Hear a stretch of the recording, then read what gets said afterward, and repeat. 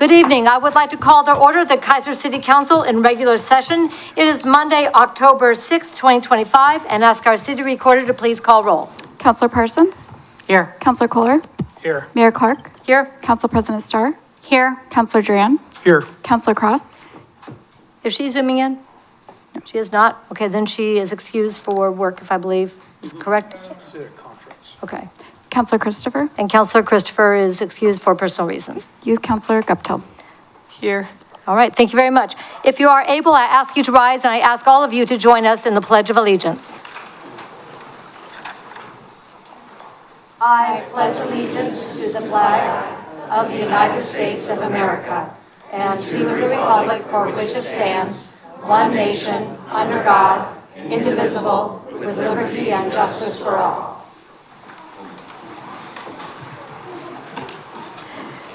We're going to begin tonight with, under special orders of business, the proclamation for Indigenous Peoples Day. I would like to invite Robin Barney up to introduce our guest for the presentation.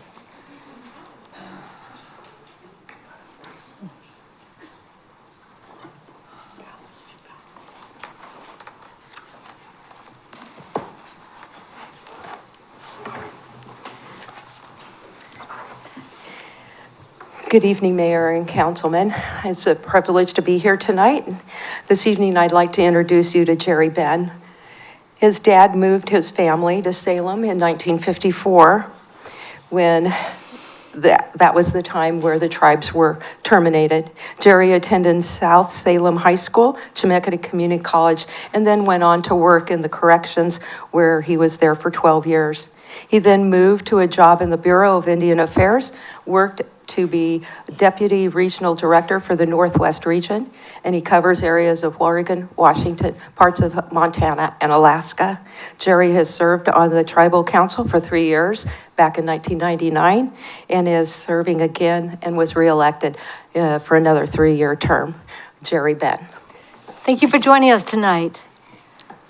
Could you pull the microphone so we'll be able to hear you? Oh, I get to talk now. Yes, you do. Yeah.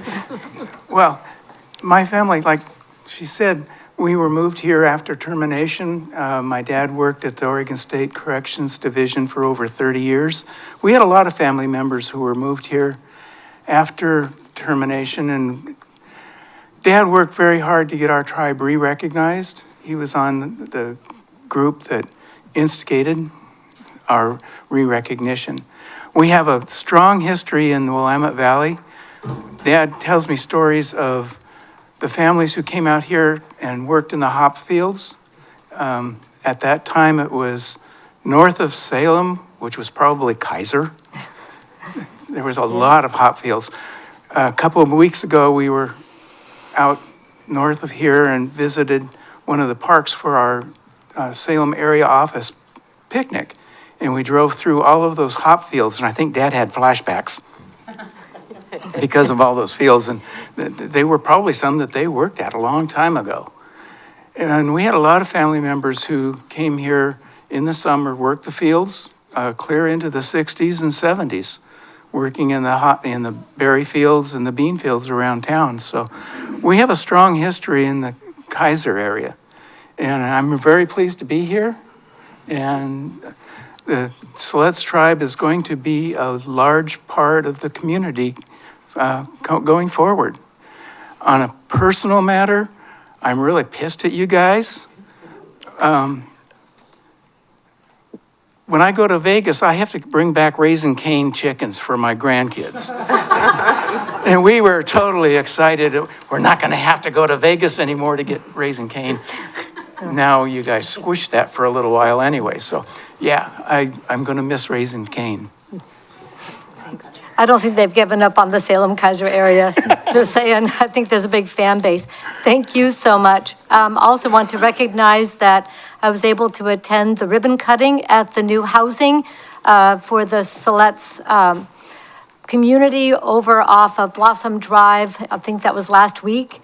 And it's a beautiful development with, if I remember correctly, 39 homes.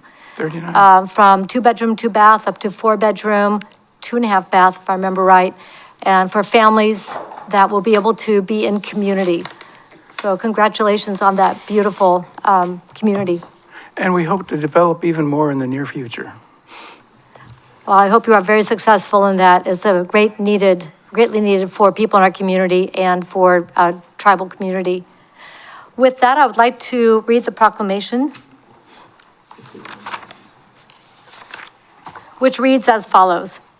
Whereas in 1977, the International Conference on Discrimination Against Indigenous Populations in the Americas, sponsored by the United Nations, began work to replace Columbus Day in the Americas with a celebration to be known as Indigenous Peoples Day. And whereas the United Nations Declaration on the Rights of Indigenous Peoples was adopted by the General Assembly on Thursday, September 13th, 2007, and the United States endorsed the declaration on December 16th, 2010, and whereas the declaration begins by stating, affirming that Indigenous peoples are equal to all other peoples while recognizing the right of all peoples to be different, to consider themselves different, and to be respected as such. Affirming also that all peoples contribute to the diversity and richness of civilizations and cultures which constitute the common heritage of mankind. Affirming further that all doctrines, policies, and practices based on or advocating superiority of peoples or individuals on the basis of national origin or racial, religious, ethnic, or cultural differences are racist, scientifically false, legally invalid, morally condemnable, and socially unjust, end quote. Whereas in August 1953, the 83rd Congress approved House Concurrent Resolution 108, which directed the government, quote, as rapidly as possible to make the Indians within the territorial limits of the United States subject to the same laws and entitled to the same privileges and responsibilities as are applicable to other citizens of the United States, and to end their status as wards of the United States, and to grant them all of the rights and prerogatives pertaining to American citizenship. And whereas HCR 108 was, in reality, termination, designed to strip the tribal nations of the United States of their identity, force assimilation into mainstream American culture, and deny the rights of self-determination enshrined in 374 United States Indian treaties established between 1778 and 1872. And whereas in 1977, the first restoration of Oregon tribes was achieved by the Siletz tribe and has now been completed for 9 tribes or tribal confederations, which have been committed to rebuilding their nations and controlling their own destiny.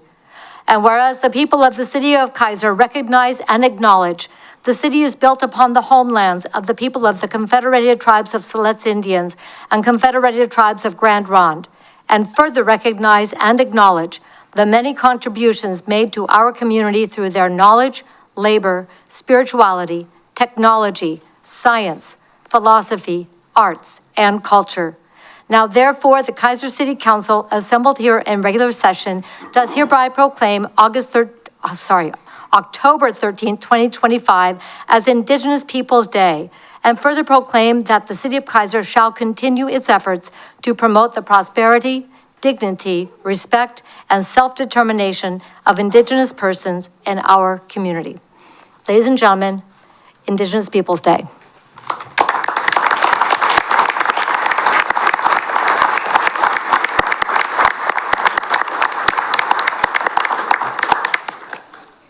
I would like to invite anyone who is Indigenous in our community to come forward and be part of this presentation and welcome me to be part of the picture. Thank you. Yes, sir.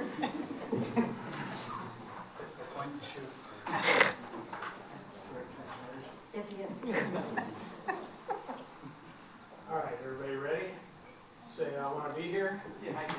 Even though your fist status? Oh, yeah, for a while. Okay. One more for good looks. Perfect, thank you. Thank you so much. Thank you.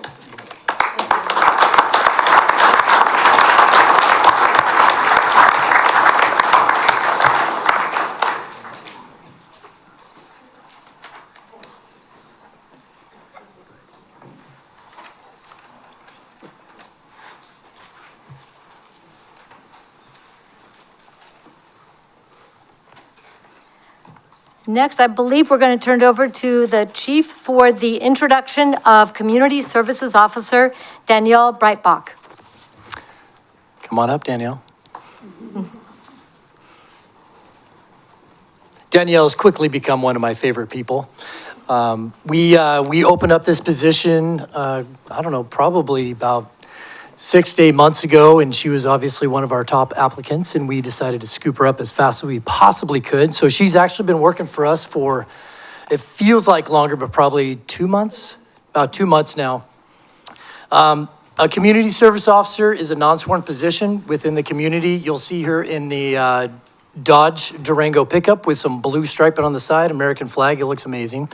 And she responds to kind of like non-suspect calls or calls for service that are what we would consider cold.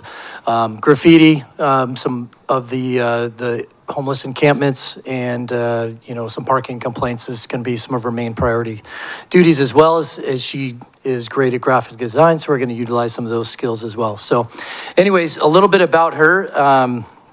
She's here with her husband, Ryan, wherever Ryan is, somewhere in the crowd. You are. There he is. Yeah. Hi, Ryan. This is her first role in law enforcement, although she was a 911 dispatcher for quite a while. And that got her exposed into this crazy world of law enforcement. And it's probably a breath of fresh air coming to the other side than being on the radio over at WVCC. They're busy. I mean, they take like 1,500 calls a day, and it's just nonstop, mandatory overtime, and it's just chaotic down there. So this is a little bit calmer, but still very busy as well. She's excited to be here. She grew up in Silverton, so not that far away, which is super fun. She played soccer through elementary and middle school and ended up at Silverton High School. And it's during high school that Ryan entered her life. So kind of a fun little story there. And he's been incredibly supportive through this whole journey as well, so that's great to hear. Why she chose Kaiser? I mean, that's kind of what we ask everybody, like, why are you here? Why do you choose Kaiser? Kaiser, in her words, not mine, I would say the same thing, is such a welcoming, close-knit community, and she has felt support from day one. The role that she's in gives her a chance to grow professionally in a department that values teamwork and connection, and she's excited to continue learning and advancing in her career here. So this is Danielle, Danny by name. If you see her, she goes by Danny, and she'll be out serving the community. In this, it's a different looking uniform. So she has a couple different ones depending on what she's doing for the day, but this is her traditional community service officer uniform. So welcome, Danny. All right. Welcome.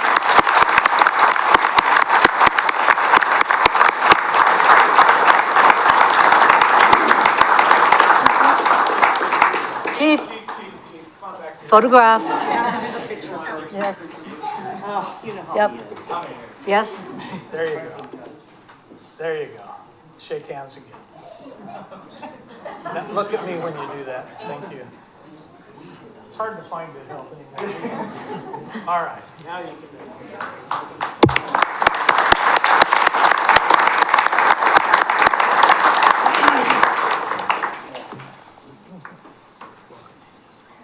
Welcome. Yes.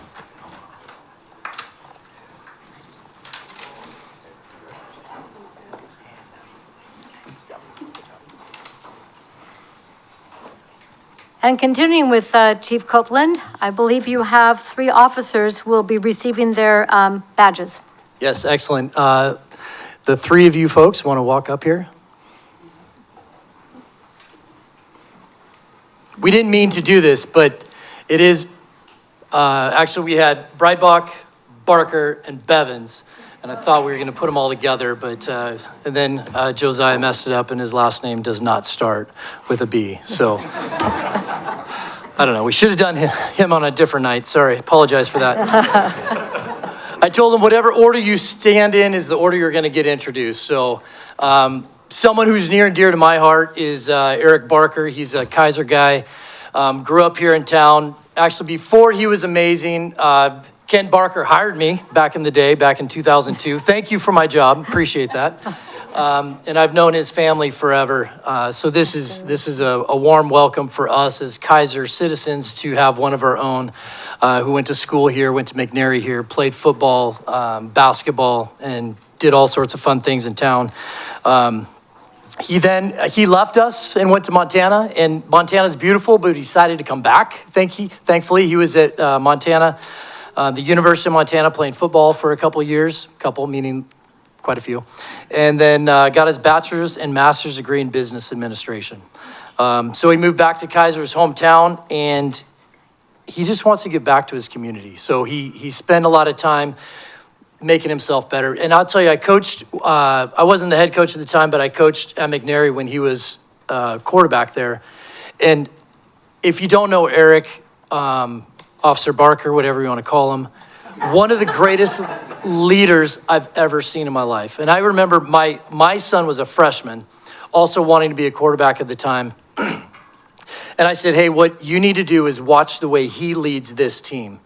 And it's the character, the hard work, the discipline, the way he encouraged the people around him. And they didn't win every game. It's easy to do that when you win every game. But it's the hard times when you lose a game, how you stay positive. And I just admired him back then, thinking, man, this guy he's a 10 of a role model, 10 of a leader, and he just has great integrity. So I'm like, why not hire him? So I went through the process, and he was a no-brainer for us, obviously.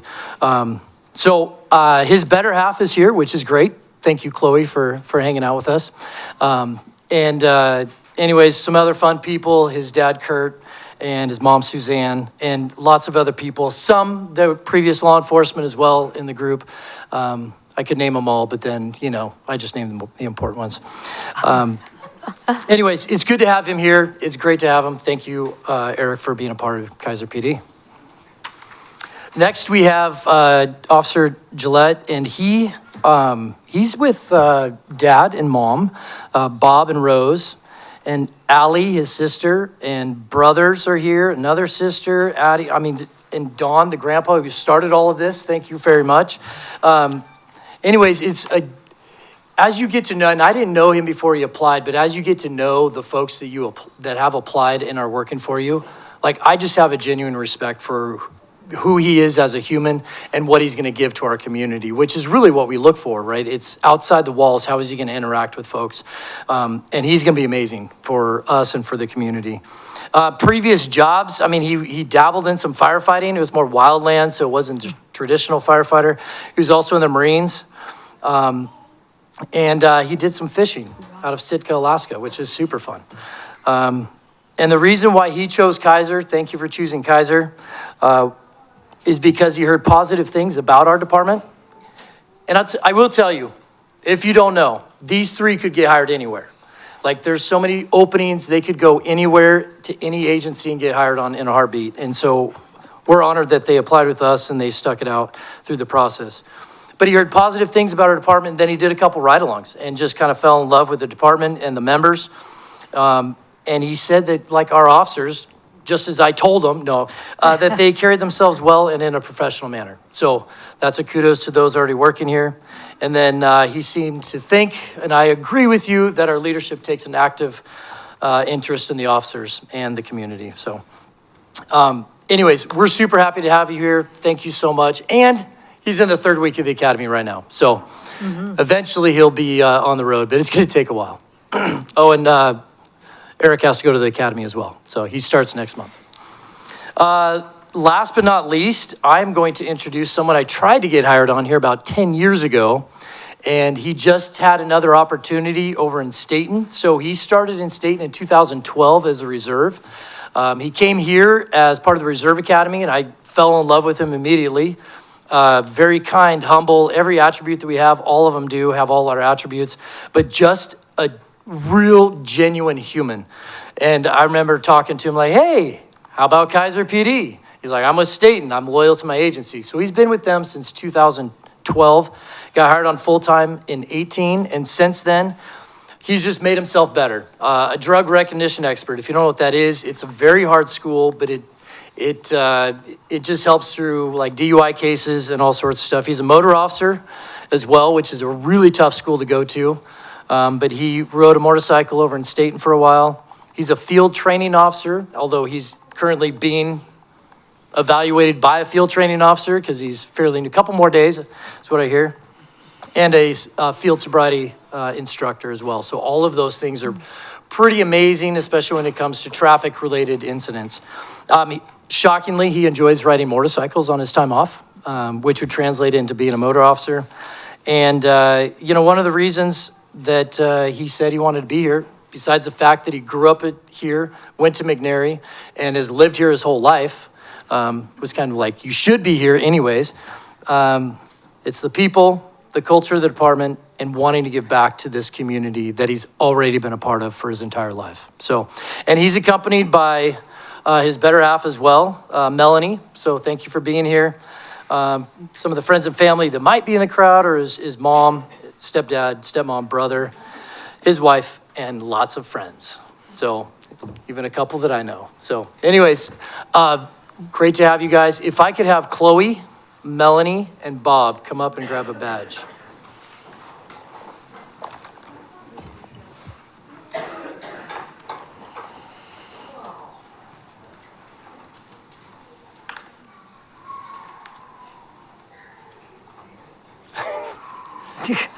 Nice try.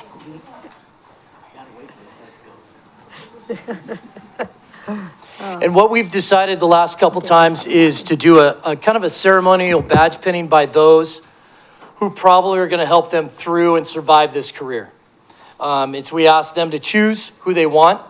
And I'll tell you, you will rely on the relationships within this room and those standing next to you more than you will ever understand. When times get tough, when you see things that you shouldn't, when you go through life and you get the multiple calls that you thought are completely chaotic and you just want to give up, those are the ones that are going to be your strength. Those are the ones, the people, your family, your friends that are going to help you through.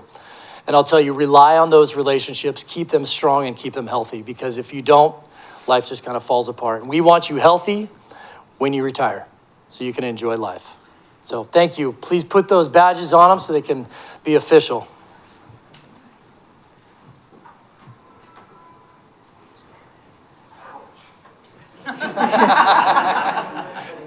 Yes, love hurts. Come on, Chloe. Excellent. All right. Congratulations. All right.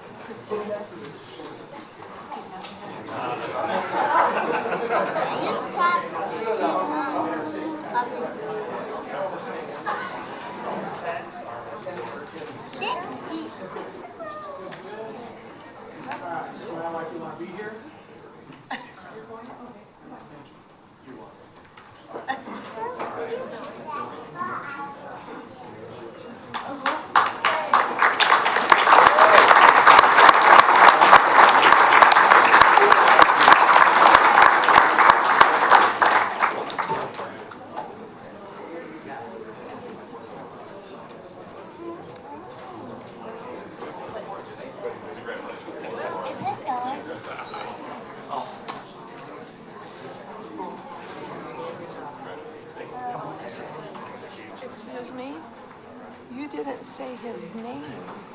Oh, Dave Bevins. No. And I'm. This is Officer Bevins, Dave Bevins, by the way. Sorry. And this is Mom to make sure his name was said. Thank you, Mom. Well, I'd like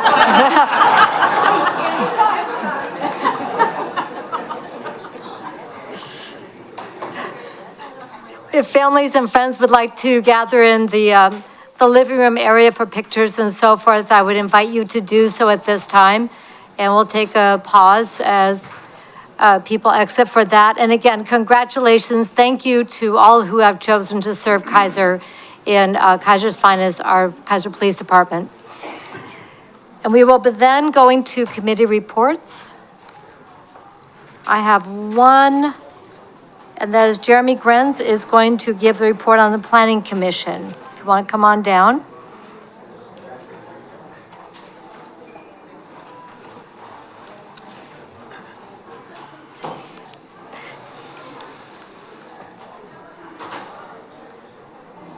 Okay, go ahead. Good evening, Madam Mayor, councilors. Jeremy Grenz. Can you pull that closer, please? Yeah. Better? Yeah, thank Okay, you. Thank you. Madam Mayor, councilors, good evening. Thank you for having me. My name is Jeremy Grenz. I'm here for the Planning Commission report. Not a lot to report this month. This October would normally be our new term of commissioners getting sworn in. Our meeting this month has been canceled, because we don't have anything on the agenda. So I'll have to wait for my third term to swear in. We have 2 returning commissioners, and we have 1 new commissioner. Larry Scruggs will be the new commissioner, so that's about all I've got. Okay. Any questions for Mr. Grenz? Kyle, Councilor Duran, anything you see coming up on Planning Commission? Nope, just a lot of hard work. All right, and probably most of you know that the rulemaking for legislation that was created in the 2025 legislative session is just getting underway, so stay tuned. You too will get to do the code changes that are coming down the pipe, and we have no idea what those are going to look like. So that's going to make life interesting for sure. It's always fun. Yeah. Keep that attitude. All right, thank you so much. Anybody else here for a committee report? Okay. Want to make sure we're good there. And then neighborhood association reports. Anybody here from a neighborhood association that has an update? Okay. I'm going to go to our youth counselor. If you have anything you would like to add, did anybody tell you this is the time where you get to talk? So I wasn't here 2 weeks ago when you started. Congratulations and welcome to our Kaja youth counselor, Felicia Guptill. Would you like to did you introduce yourself when you were here last time? So you've done that. So this is the time of the meeting. If you have an update, if you've got news on what's happening with youth activities, events, and so forth, this would be the time that you get to share those, okay? Thank you. All right. Okay, so we will now go on to public comment. This time is provided for citizens to address the council on any matters other than those on the agenda scheduled for public hearing. We have 1 public hearing tonight, and that's a resolution of supplemental budget, general police fund operations, insurance proceeds. If you're here for that, stand by.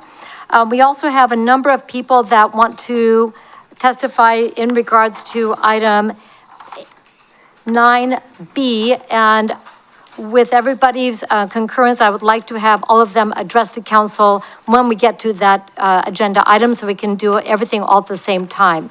We don't have a lot in between now and then, so we should be able to get to that item pretty quickly, and then we'll hear everybody at the same time, but you'll get the preface of the staff report, which also will help frame the conversation. So that work for everybody?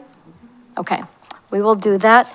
Was there anybody here that wanted to testify on something other than item 9B? Everybody's here for 9B. Okay. Fantastic. Let's go on then to the consent calendar. Council President Starr. Our consent calendar for tonight reads item A, approval of the September 8th, 2025 City Council and Parks and Recreation Advisory Board joint work session. And item B, approval of the September 15th, 2025 regular session minutes. Thank you very much. Anybody want to pull an item? No pulls. Council President Starr. I move that the consent calendar be approved as read. Second. The consent calendar has been moved and seconded. All in favor signify by saying aye. Aye. Opposed signify by saying no. Motion passes unanimously with 2 absent. Let's go on to our public hearings, resolution, supplemental budget, general fund, police operations, insurance proceeds. Public hearing is now open. City Manager. Thank you, Madam Mayor and Council. Finance Director Tim Wood and Assistant City Manager Tim Wood will take this item. Thank you. Mr. Wood. Madam Mayor, City Council, I'll keep it fairly short. We received some insurance proceeds from a car collision approximately $29,000. We would like to appropriate those dollars to reinvest into the police vehicle fleet. It's for $29,000 again, and with that, I'd be free to address any questions. Thank you very much. Are there any questions on the staff report or the proposed supplemental budget? Okay, seeing none. Is there anybody signed up for the public hearing, Ms. Bissett? Okay. We'll see if anybody's signed in. If you did sign in, raise your hand. Okay. Nobody, okay, we don't have anybody signed up for the public hearing. Is there anyone who would like to address the council on this matter? Nope, okay. Council, any additional information before we close the public hearing? Public hearing is now closed. Council President Starr. I move that Kaiser City Council adopt Resolution R2025, authorization for supplemental budget, general fund, police operations, insurance proceeds. Second. It's been moved and seconded. Let me get back to the page. I have the wrong page up here. Thank you. It's been moved and seconded that the Kaiser City Council adopt Resolution R 2025, authorization for supplemental budget, general fund, police operations, insurance proceeds. Thank you. Any discussion? All in favor signify by saying aye. Aye. Aye. Opposed signify by saying no. Hearing no objection, motion passes unanimously, 2 absent. That concludes public hearings for this evening. We will now go to administrative action. Item 9A, ordinance establishing a franchise agreement with Easy Fiber for the provision of telecommunications services within the city of Kaiser. City Manager? Thank you, Madam Mayor and Council. This item is before you, and it's the first of a couple of franchise requests that we have. And so for this one, this is with Easy Fiber. We wanted to, City Attorney Joe Lindsay and I discussed having him explain some of the parameters around the council's authority and ability to grant franchise agreements. So with that, we'll turn it over to Attorney Lindsay. Thank you. Okay, so today you're just being asked to decide whether or not Easy Fiber can come into this arena. It's a non-exclusive arena, be in our rights of way and provide telecommunication services within our city. This is a extremely similar agreement that we have for other telecommunications service providers in town. The last one that you guys are aware of was Ziply. And what I will say about these types of, or at least the way in which we have it set up is, in this area of law, there's several overlaying kind of legal jurisdictional things, the top of which is the federal government. It's 47 United States Code 253, I believe, section 253, which basically says the localities, it preempts localities from being able to basically outright make it too difficult for people to operate in this marketplace because they want a level playing field. And so we're, in trying to follow federal law, we're looking to not have anything that's too onerous or different from how we treat any other person who wants to be in this field, in this marketplace. So with that, then we have Oregon statutory provisions, which also regulate this. And what we ask for, and what we've agreed to in the past is this level playing field isn't that we cave on it necessarily. We actually ask for the statutory maximum of 7% of their revenues. So you see that in here. You'll also see that they're supposed to follow all of our local ordinances and resolutions that pertain to this, like our public works standards and such. And there's a couple of different provisions in here that say if we change our resolutions or our ordinances, and those are anywhere relating to this, that those automatically become part of this franchise. So this doesn't give up the council's power to regulate in this area. In fact, you can subsequently decide, maybe we need to ratchet up some level of, standard or something like that, you can actually do that and incorporate not only this one, but all of them, because all of them happen to say that they will have to incorporate any change of resolution or ordinance. So I just try to assuage any notion that we have to surrender to the federal government and say, oh, we just have to let anybody do whatever they want in our right-of-way. However, we do have to let people, it can't be exclusive, and we can't have such harsh regulations that it basically de facto prohibits somebody from coming in. So we have to sort of play nice and reasonable, and reasonable is always the word that we aim for, and I know that that's what you guys aim for anyway. So that's sort of the lay of the land and how we're expecting that this will be, have the same effect or be the same level of contract that we have with others, and that we, in the future, if the council so decides, we can change some of our ordinances or resolutions to sort of regulate a little bit, either heavier or lighter, depending on how the situation plays out. Okay, questions? Council President Starr? Just one.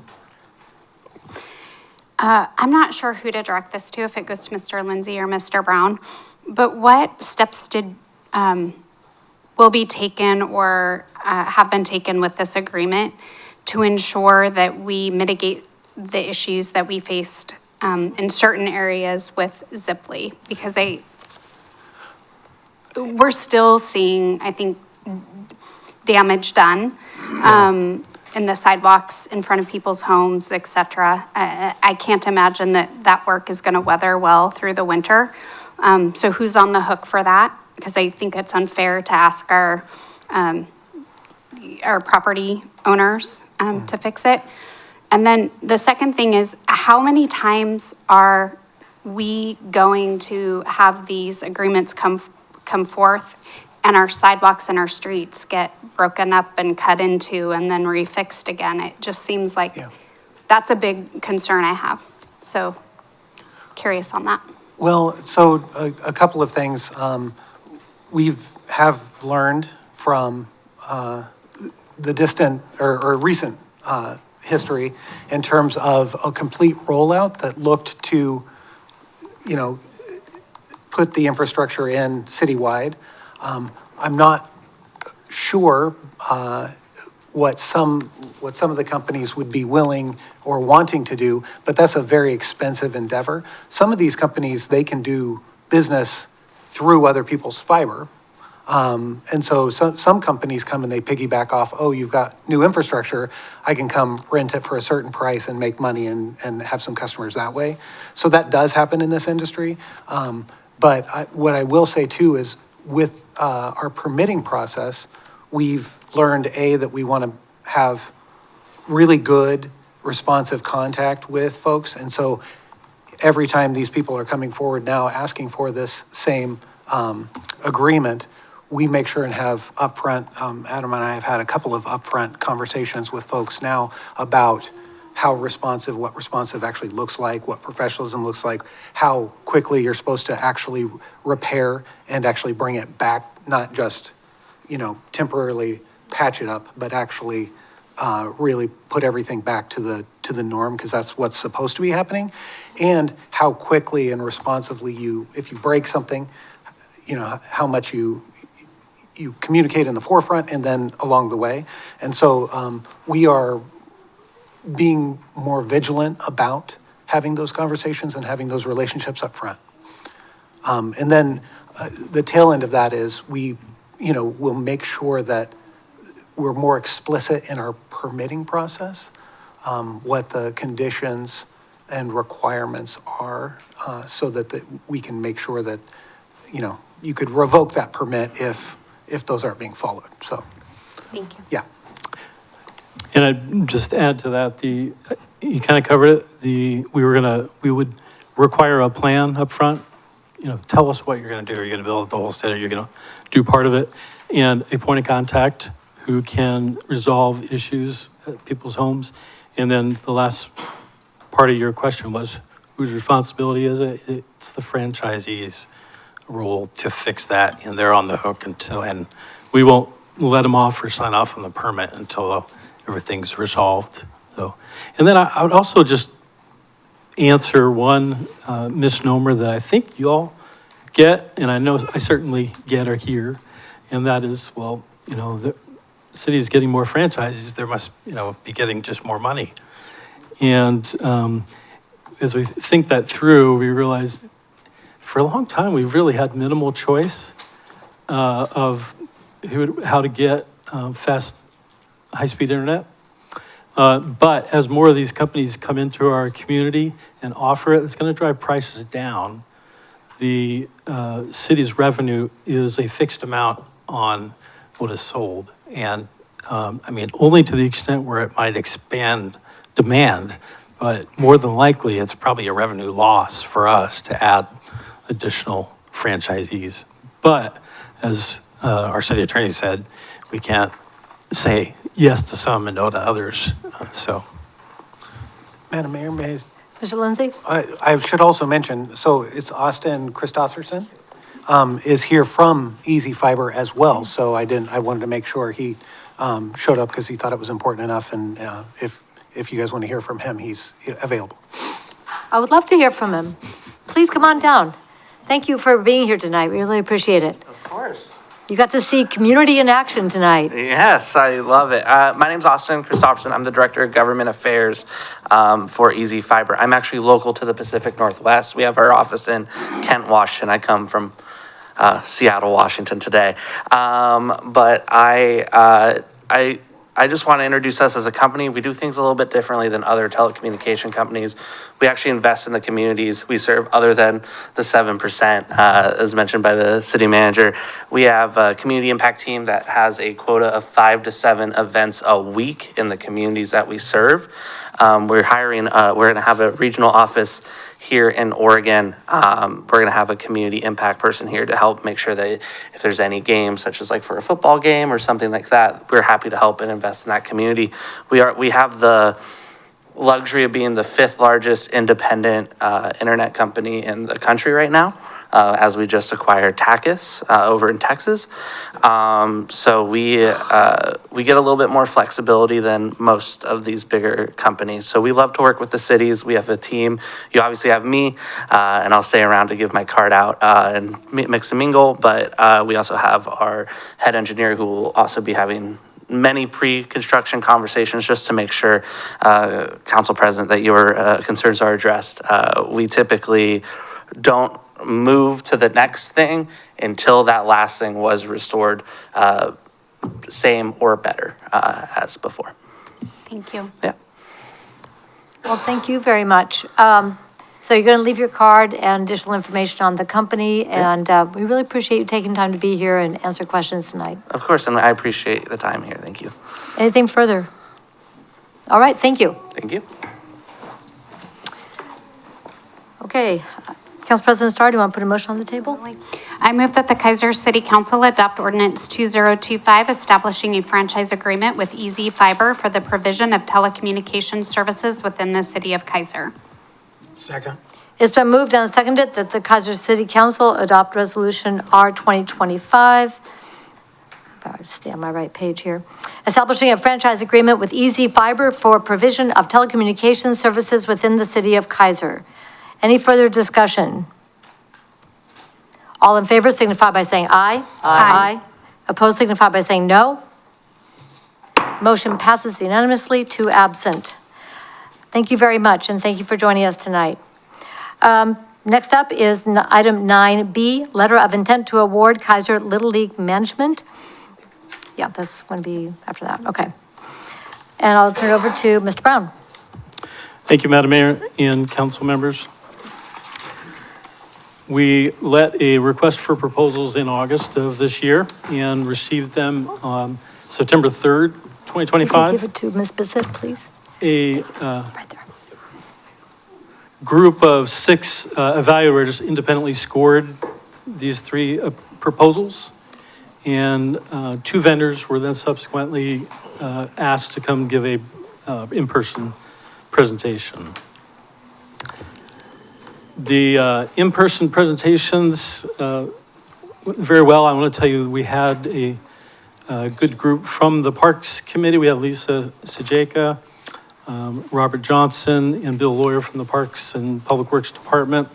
We had a subject matter expert, Billy Powers, who is with the City of Salem, runs their softball program. Myself, we had Roland Herrera, who's had a big role in the development of that park. And then Council President Shaney Starr joined us for the in-person interviews. The recommendation of after the in-person interviews was to unanimously issue a letter of intent to award to the Sports Facilities Companies, a national organization who runs publicly owned sports facilities. Staff's grateful for the work that For the Love of the Game has done over the last 4 years to run the complex, and they have expressed their willingness to help with the transition, for which we're very grateful of that. The goal of our financial goal, I believe, is one with the council, and that's to continue running the park in a way which we can continue to invest back into the park from user fees to make it a regionally significant destination while still providing an affordable experience for the local clubs who use our complex. So at this point in the process, we just get permission to work towards a contract with the chosen vendor. And the chosen vendor being the Sports Facilities Companies. I'd like to introduce you to the founder and CEO, Jason Clement, Billy Hilliard, who is the regional vice president, and Mike, remind me your last name. Higgins, thanks. Who's actually known in the area, familiar with our community. So I wanted to give them an opportunity for them to tell you about their company. All right, thank you. Thank you. Appreciate you inviting us during this presentation. It was great to see the badge pinning. And then also thank you for putting us after the utility group, because it seems like they would be a great sponsor for the Little League complex. I'd love to see them on the Little League, right? Come on. Yeah, okay. Here we go. Give us card. We were asked to share an abbreviated version of the presentation that we gave to the committee here. I'm blessed to be able to represent the team and roll through this presentation. Before we do that, Billy, if you could introduce yourself briefly, and then Mike, I'd love for you to do it as well. Council members, thank you for having us. Billy Hilliard, Vice President for the West Coast. I live in Southern California, so I'm blessed to be able to go up and down the coast and speak to numerous cities and communities that are facing the same situations that you guys are in, with great assets that help support the community, and looking forward to working with you guys. Mayor and council, thank you for your time this evening. My name is Mike Higgins. My parents were Woodburn High School grads, so we're pretty local here. I raised 4 daughters in the area, and I'm the former senior vice president and general manager of the Portland Beavers Baseball Club when we had baseball down at the old PG Park, now Providence Park. We won the bid with the city of Portland to do something similar. They had an old asset, came to us and said, hey, what can we do with this? How can we bring pro sports back to Portland, and how can we redevelop this old 100-year-old building into what it is today? And it's something that I think the whole area is proud of today. I'm the proponent for the company for the area. I told Adam and the RFP group that I think you guys have a wonderful, wonderful opportunity. I've said for a long time that some community in the Portland metro area is going to step up and build a facility or renovate a facility that'll be really the state-of-the-art youth sports facility in the area. And if you compare that to other areas of the country, I think we know that our area lags behind. So I think the opportunity is huge for you guys, and I'm proud to be part of it. Thanks, Mike. Okay, so on the screen, you can see the agenda. We will roll through this as quickly as possible here. We want to give just a quick overview to our organization so you can see that, and then ultimately just drive right into what our approach is to transition and optimization. The goal is for the park to hit its potential, be the best it can be for the local residents, as well as spurring economic growth as well. And we have a track record of doing so, which we'll share here momentarily. Our mission, just a little bit about us, is to improve the health and economic vitality of the communities we're blessed to serve. When these types of parks are going right and going well, mental health, physical health, spiritual health, social health are all improved as a result of the programming activity happening inside. What this area has going for it already is the passion that we know we're walking into the room right now to see and to hear. And that is that there are local clubs, organizations that are already at the park doing great work, providing a great service and great programming. We're here to tell you that we walk into communities all across the country, and we are always about serving and partnering with, collaborating with those local organizations. So if there's a concern that those local organizations are not going to be able to continue to offer the services that they are offering, we're here to tell you that's not the case should we get the opportunity to work and partner with you all and collaborate. A little bit about us. We have 4,200 team members across the country doing this work. I think if you were to ask any one of them, they would be able to share their story about why sport matters to them. They'd be able to talk about what their kids are doing. I mean, I was on ball fields all weekend with my 13-year-olds and my 10-year-old. This is what we do because we're passionate about it. My youngest brother, I don't think I shared this with the committee, he was the third pick for the Mariners back in the day in 2005 from Marshalltown, Iowa. We recognize the impact and the difference these types of complexes make. There are a lot more Jason Clements than Jeff Clements, I can tell you that right now, and we want to serve everybody, the bottom of the pyramid, because that youth sports experience that kids get, baseball, softball, specifically for these complexes, is what set them up for life. Character development, lifelong relationships, learning how to win, learning how to lose, how to lead, how to show up. That's why we do what we do. I know you can't read this swoosh, but essentially what it says is that physically active children do better in every area of life than inactive children. This is why we do what we do. We care about communities. Should we get the opportunity to partner with Kaiser, we care about Kaiser. Our mission will be to improve the health and economic vitality of Kaiser through the partnerships, collaboration, programming, and activities that happen at the park. Here's what the vision looks like. For us, very consistent with what Mr. City Manager shared with the council here and what we believe the possibilities are. And it's not just baseline this vision, it's optimizing and hitting the potential of the park, consistent with what Mike shared. So we recognize that these are the goals operationally that we would need to and are expected to achieve. Preserving the legacy of this as a community asset and the volunteerism that has been built over decades of making this park what it is today, then improve on the park. It's a little bit tired right now, and putting a capital plan in place to be able to achieve financial objectives so that we can upgrade and improve it, and all the reasons that we need to. 3, achieve financial objectives. That allows us the resources to do so. We can do that by balancing sports tourism and driving some of that economic growth. And then, not lastly, all of these are equal, make sure that the local residents continue to utilize this as the asset to spur all the character and development growth that we talked about a few slides ago. Okay, so this is how we transition operations. We met with Mickey today. Mike, you had conversations with his father over the last couple of months here. And the first thing is to make sure we understand clearly your goals and your vision.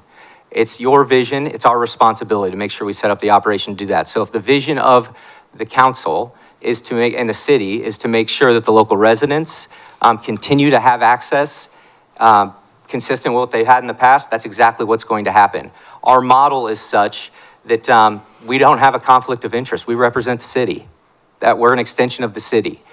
We don't have an SFC logo on our lapel when we're managing complexes. It's the logo of the cities and the municipalities that we get to represent. So once we make sure we have alignment with that, the strategic plan is put in place, we then onboard and then we move into operations to make sure that we deliver on those expectations. And ultimately, as we grow over the months and the years, we optimize that asset, we optimize the park qualitatively with the type of programming and activity that happens out there, quantitatively, financially as well, and we earn our way to the improvements that can be made. So those are the 5 steps, just to roll through them really quickly. Optimizing the destination. That strategic plan needs to balance local use and economic impact. You add financial sustainability to that, and now we have goal alignment with what we're talking about.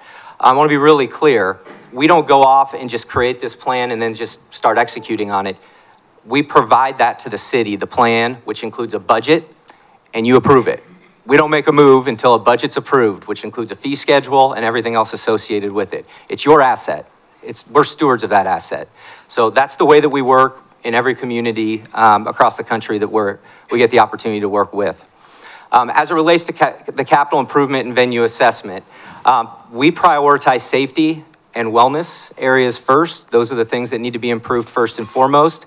Then what are the areas that we can supplement the programming that's not happening there that will allow us to generate additional revenue? And then we talk about growth in the experience, right? The ancillary revenue streams like food and beverage, concessions, marketing partnerships, sponsorships, retail, and those sorts of things. That's the playbook. That's what we've done across the country for dozens of complexes. As you saw by the numbers, we have almost 100 that we're managing now, and we've got a pretty good track record of doing just that. When we go to manage the capital improvements, just a few examples of budgets that we've been responsible for. And the bottom line's the bottom line here. These are the savings on the budget. We have national relationships. We have 23 venues under construction right now, about 120 turf fields as an example. That means that we have buying power and resources to provide the best cost savings for the city. We'll be able to extend your dollar or whatever dollars we have available for capital as we continue to move forward as part of that plan. 5-year pro forma. Obviously, the budget needs to improve. The annual budget needs to be approved by this body before we move forward. And then ultimately, here's the organizational structure that we would bring in. So we have a regional West Coast oversight, and then Mike Higgins is our interim general manager. He's the transitionary general manager that we'll be bringing in so that we can bring in the full-time team and staff. These are the uses or of the job descriptions and roles that we would have, there's the word, that we would have underneath in the org structure, but don't think that we're hiring one for each of these boxes. We have one person that would be in multiple boxes because we're going to be budget constrained, and then as we grow the budget and the revenue streams, we'll be able to expand on the team to make sure that we're providing these resources. Part of the reason we can do that is because Mike plugs into our corporate resources. These are just some examples of the team members that he hands the ball off to that allows us to execute on the activities that will be happening at the park. And as we get into operations here, what's going to be really important is that we generate revenue. So we have a marketing and business development plan that we've already created. We have activation strategies that we have a specially built marketing and sales team that execute on these things. You cannot read this, I am sure, but what it shows is that we have a marketing and business development campaign for local usage. We have, thank you, yeah, we have one for sports tourism, events and tournaments as well. And then we have one for campaign 3 is for ancillary revenue streams, child development, and that sort of programming. And then the 4th, marketing and business development, is just around community awareness. Oftentimes when the company from out of town comes in, there can be some misconceptions and misunderstandings. So we want to make sure that we're communicating effectively with the community on everything that we're doing as we roll forward. As it relates to driving revenue, we've got a lot of experience in complexes across the country with diverse and flexible and multiple revenue streams, which you can see some examples of here. Strong food and beverage corporate resources, obviously rentals and programming. We've got a great head start with the teams that we already have out here operating at the park. Sponsorships and marketing partnerships are something we're very good at. We've got a team of salespeople to do this. These are just a few of the examples of naming rights that have allowed us to provide capital into projects. Every dollar within the complex of profit should be put back in to improve the complex and the park so it can achieve its potential. And then as we talk about local usage, we want to maximize it. We want to optimize it. We know that's important to this community. It's a very close-knit community, and it's one that we want to make sure that we serve really well. We have a lot of out-of-town organizations that we have relationships with. That said, we have great tournament providers here already that we have existing contracts for that we want to make sure that we honor and take advantage of. And that they're taken care of first as we continue to move forward. And then lastly, we've just got a lot of tools that allow us to execute on this. This is an example of the intranet that the team will plug into as they look at the Kaiser calendar and the initiatives here. What makes us different is we've got the best people and talent from across the country that will be plugging into your community, the best process and policies that have made us singly built and focused on this type of venue and making sure that we serve your community well. And then we have subject matter expertise in all of the areas that you can see here. You don't need me to read the slide, that you'll be able to plug into to make sure that you've got the very best service and operational talent as we move forward. We have the best digital platform, innovation, and technology that we'll plug into as we continue to move forward. And then the project management system that we have as we execute on the strategic plan will allow you to plug into, log in, and see any given week, what are we focused on strategically, tactically, and you'll be able to ask whatever questions you want in terms of where we are against the plan. Ultimately, then, this is the type of dashboard that you'll see from a financial perspective. Call it 1 year in. Hey, we started with the revenue streams on the left. We're moving toward, in a 3-year or 5-year program, the revenue streams on the right. And here's how we're step changing to make that impact and difference for the city of Kaiser. And you can have trust and confidence that we do this because we've done it before. We're not learning on the job.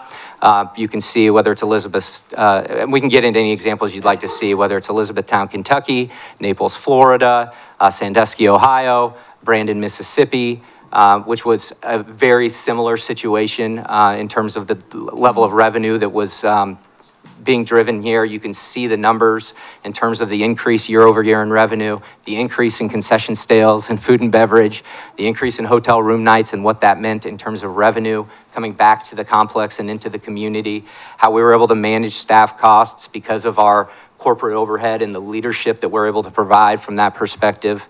Hoover Met Complex, the SEC baseball tournaments run there, so we're used to running big tournaments.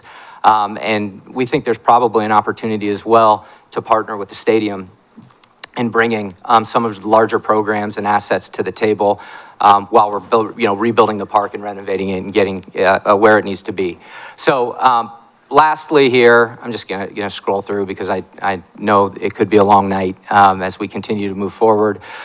This is everything that we're gonna bring to the table for the city of Kaiser, but I think the most important thing we're gonna bring is an understanding of the need to collaborate and partner with the local clubs, groups, organizations, first and foremost, as we build on top of that foundation, frankly, that's already been built, to allow for this park to achieve what it needs to achieve and be brought to where it should be.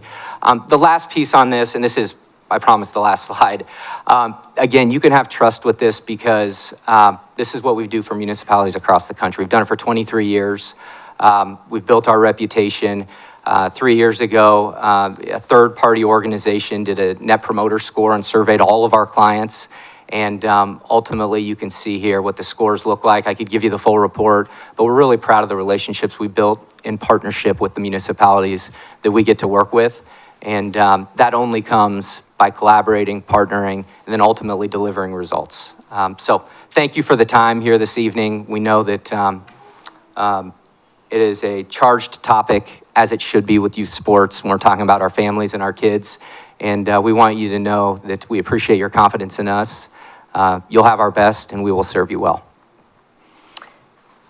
Thank you very much. Very informative. And I know I've got a couple of questions, and I'm going to open it up to the council to ask a few questions. We do have people signed up to testify after we do our Q&A time, so we'll have additional conversation. So my first question is, why Kaiser? What attracted you to this community? Yeah, so we are based out of Tampa, Florida, And so as we've grown over the last 23 years, we've continued to grow west. And we have a presence on the West Coast in Southern California. We manage the ice rink at Lloyd up in Portland I as saw that. well. And so we've been wanting to continue to grow west and move up into the Northwest more in terms of our footprint. That's why I'm here personally, because. That's why I'm here. I'm an advocate for the West Coast. But That's right. So when we have that strategic initiative within our organization, and then when you look at the resource that's here, the complex where it's located geographically with our traffic artery, it's such a fertile opportunity to serve more and serve better. And that's ultimately what our vision is. How do we serve more? How do we serve better? And this is one where we're looking at a tired complex, but a very passionate community with an opportunity to be a regional destination, because there aren't a lot of complexes like this in the region as well that we can build on top of and really make an impact and a difference. That's why Kaiser. Thank you. Yeah. I'm going to start at the end and let's kind of move down the line. Counselor Duran.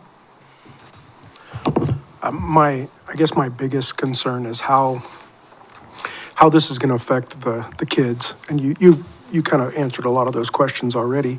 You know, from the beginning of this park, it was managed by the volunteers of the Little League, and that didn't work out so much at times. It worked great for times, and then at times it didn't. And there's always been room for improvement with that, with the volunteers, but having volunteers, they had control, and that was the big thing. Is I just wonder how much control is going to be lost by the group that's going to be using it, and how could you say you guys managing it is going to benefit the multiple organizations that use it? Do you have a way to quantify that? Yeah. Thank you. It's a good question, and one we get asked quite a bit. The control word is one there. The city's going to have control still. It's going to maintain control. We have to put a budget together per our approach in our contract. We have to put a budget together that has underlying assumptions around what we're going to charge, what the schedule looks like, who's going to use it, what the priorities are, and it's completely transparent. We cannot operate until that's approved, presumably by this body, is who. In some locations, we work with a committee, but I'm thinking by this body here, but you could educate me differently.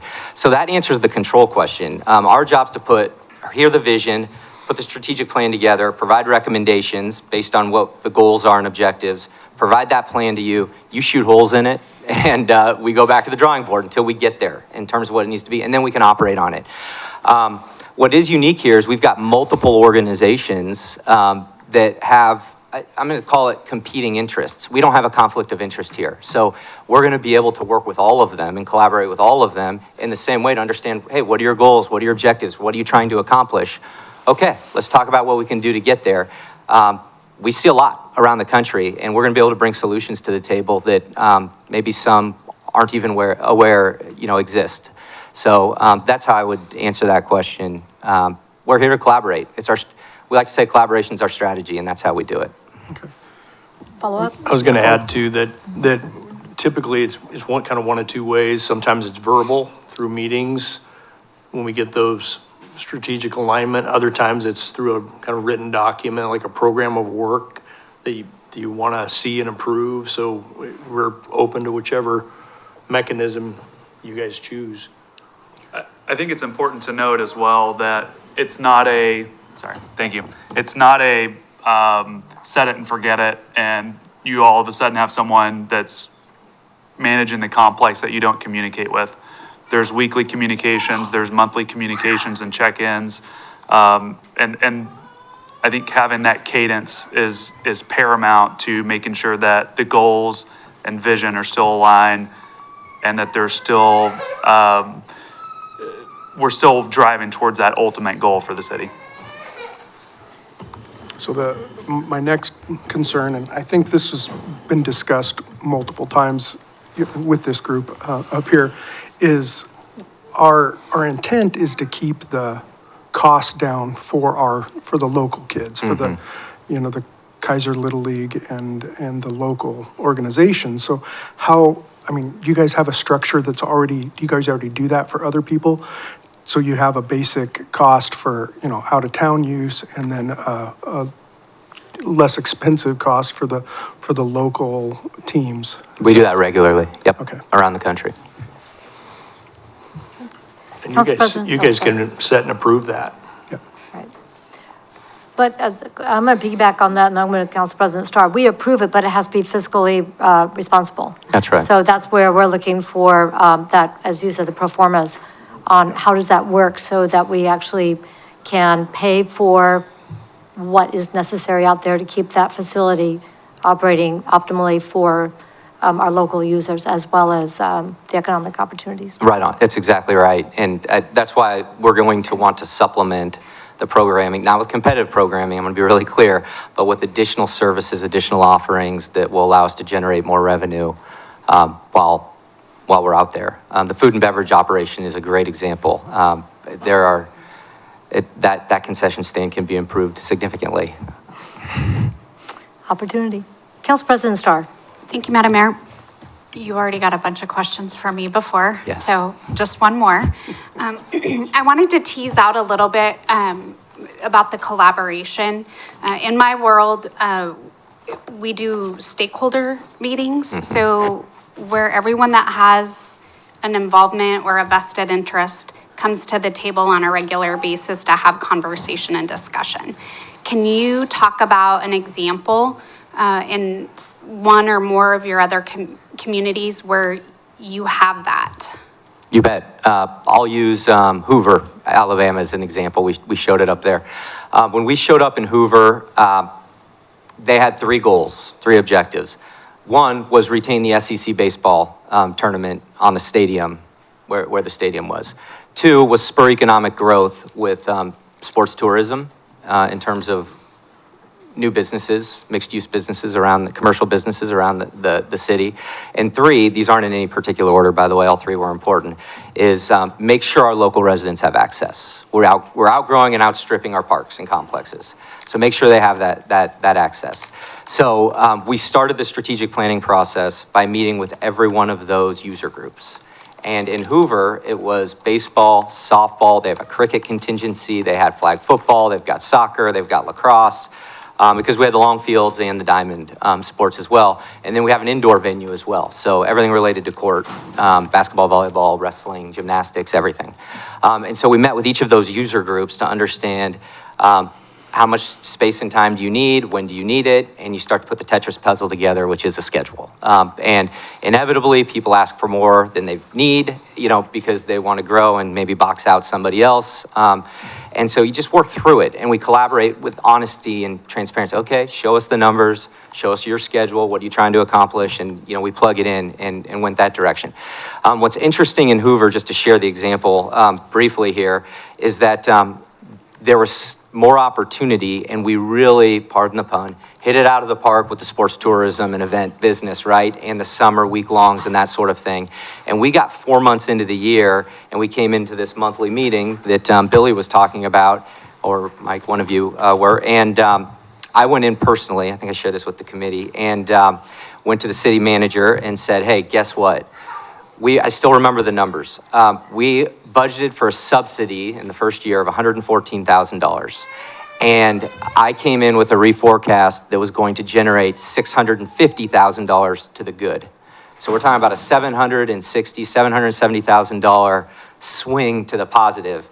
And in my probably misplaced pride is probably the right way to say it. I was ready to pat myself on the back, look at what we've done. And the city manager said to me, hey, nice job, but do you remember the 3 goals you facilitated with the stakeholders?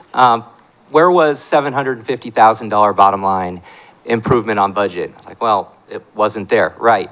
One of our goals was give as much space and time free to the community as possible. And he said, whatever you did to beat budget by that much, figure out how you can reduce that and give more free space and free time and more programming that you create to our community here in Hoover. And that's exactly what we did. And we came at the end of that year to the city council, and the very first benchmark they want to hear, or on the dashboard metric, is what percentage of available hours is for local usage and is free and reduced.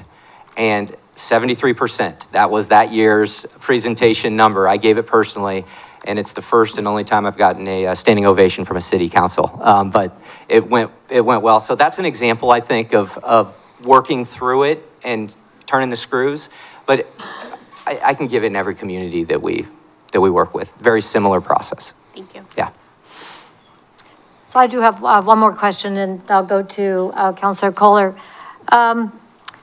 One of the concerns we continue to hear, and I hear it from every group represented in this room tonight, is a shortage of facilities.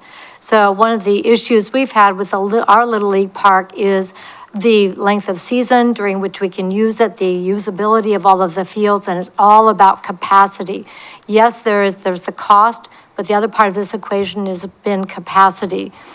Also, a key facility group that is now raising rates that every one of these groups has relied upon to some degree is the schools.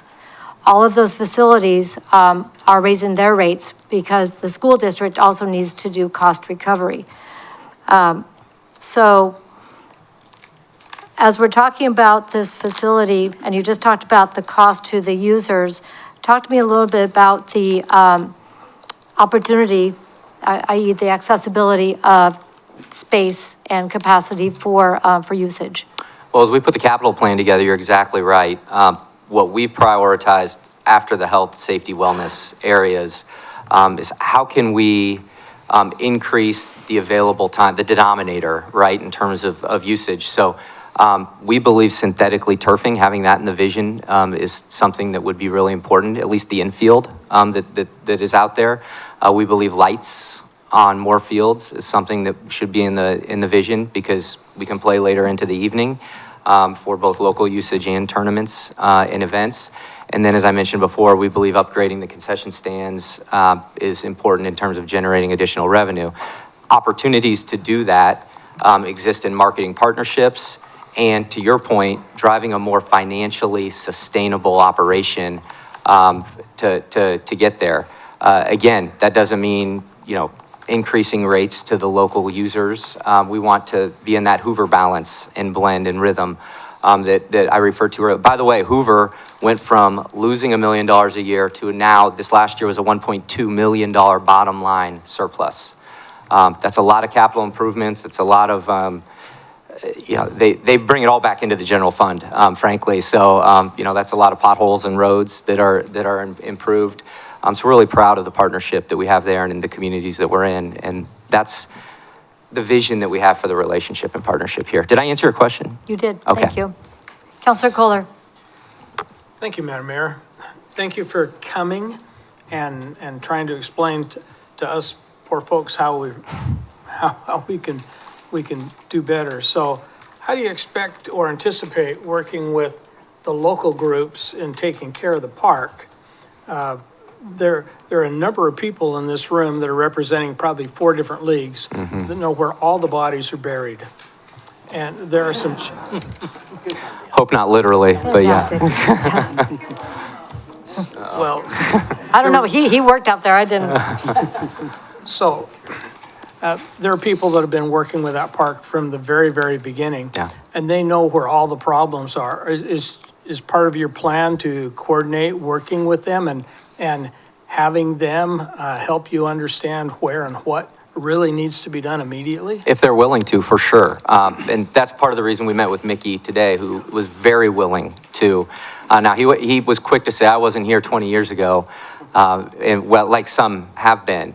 But he said, I've been here most recently and have a pretty darn good idea of what needs to happen out here. We said, great. Well, we're looking forward to working with you through that transition.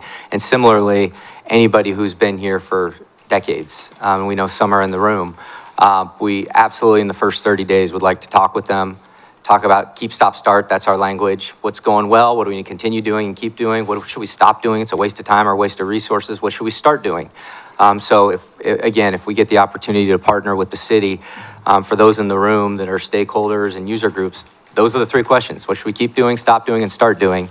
And let's collaborate together on how we can go achieve those things. And generally, when it's a willing partnership and relationship, all of that gets teased out, and we can integrate, those bodies or issues into the strategic plan then that we put together in that first 30 days. So have you looked specifically at this park, what you think it needs? So what's your plan for ADA access?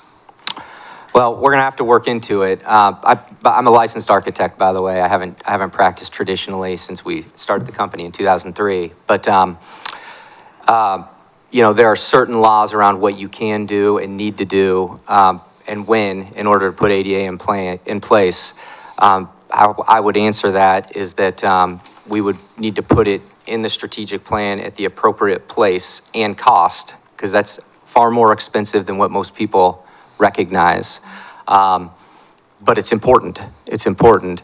So we would put it on the list within the strategic plan in the right order of, when we have the resources to do what we need to do there. Obviously, like I said, health, safety, wellness starts, and legal compliance with that as well.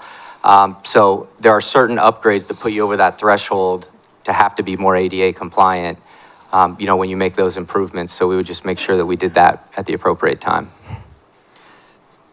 Follow-up? Thank you. Just one more. Just two more. So do you anticipate hiring people to come take care of the park? Are you looking at having local people? Because again, there's a lot of people that know all the things that need to go on with that park before fall, like drainage and all those kind of things that really need to be taken care of now, or it's going to be a bigger problem later. And so I know at least 4 people in this room that know all those things, and some of the people in the past that were managing the field didn't always listen to them, and they have exacerbated some of the problems. And so that to me is extremely important to be able to do that. One of the questions that, and I've been fielding a whole bunch of phone calls from people, I can't No believe pun half of them are intended. here. What's that? No pun intended. Fielding. Oh, we'll take some of those. You're welcome. No errors. I have a lot of people that have called and said, why would we have a for-profit company coming in and running our facility when we have nonprofits willing to do it? How do I answer that for them? You believe so much in the potential of this park and complex that you want to bring in the best in the country and partner with the best in the country. And I don't mean that self-promoting. I guess it sounds that way. This is my one shot to put our best foot forward. But we are the leader in the country. And that's how I would answer that, is that you want to bring the very best resources to the table to give this park the best chance possible to have the most success it can have. That's how I would answer that. And we're willing to do it. That's why we're here. Just one more. Just one more, and then we're going to move on. So in the mid-90s, I was involved in that park with kids playing, and we registered 1,200 boys for Little League. And then there was somebody else registering all the girls. So there was a lot of kids playing ball up there at that point. Now I think we've got 3 or 4 different leagues, and I don't know if we have near that many kids playing, but we still have a lot of kids that can play. How do we try to keep everybody happy? There's all these groups that want to use this, and they want their priority. How do we do it? My experience has been, and when what's the quote? It's my experience has been that you can accomplish a lot when you don't care who gets the credit and you throw pride out the window. Now, I don't know what, pardon the pun, what turf wars are happening out here fully. But if there is a desire to put the kids first, sincerely put the kids first, which is why everybody's here, behind us, then we should all come to the table and have a conversation around what's best for the kids, what's best for the families. And when we have those discussions, my experience has been, and when people show up sincerely, we're willing to, put down pride, ego, whatever it might be, and develop solutions that are best for kids and families. it's not about me, but my hometown's the same way. Our community of 26,000 has been fragmented because there are a lot of different users, and because of the advent of year-round sports where kids play baseball or softball 12 months out of the year, they're not sharing families, if you will, and kids aren't able to go do different things. And by the way, the science suggests that's not healthy for muscles, development, physical literacy, and all of those things. I'll get off my soapbox here. What is healthy is for people to come around the table together to say, okay, what's best for the community, what's best for kids and for families, and now let's talk about what we need to do to go make that happen. And I can promise you, our team will show up with that first and foremost in mind and facilitate the conversation to get there. And I can point you to communities across the country where we've given the opportunity to do that, and leaders in those communities. It's not because of us. They show up and they help make it happen. And we're all about partnering with and working with those individuals and organizations. Thank you, Madam Mayor. Thank you. Counselor Parsons. You know, I'll ask my question. Okay, they got it covered? Here, I got another one. You got your list.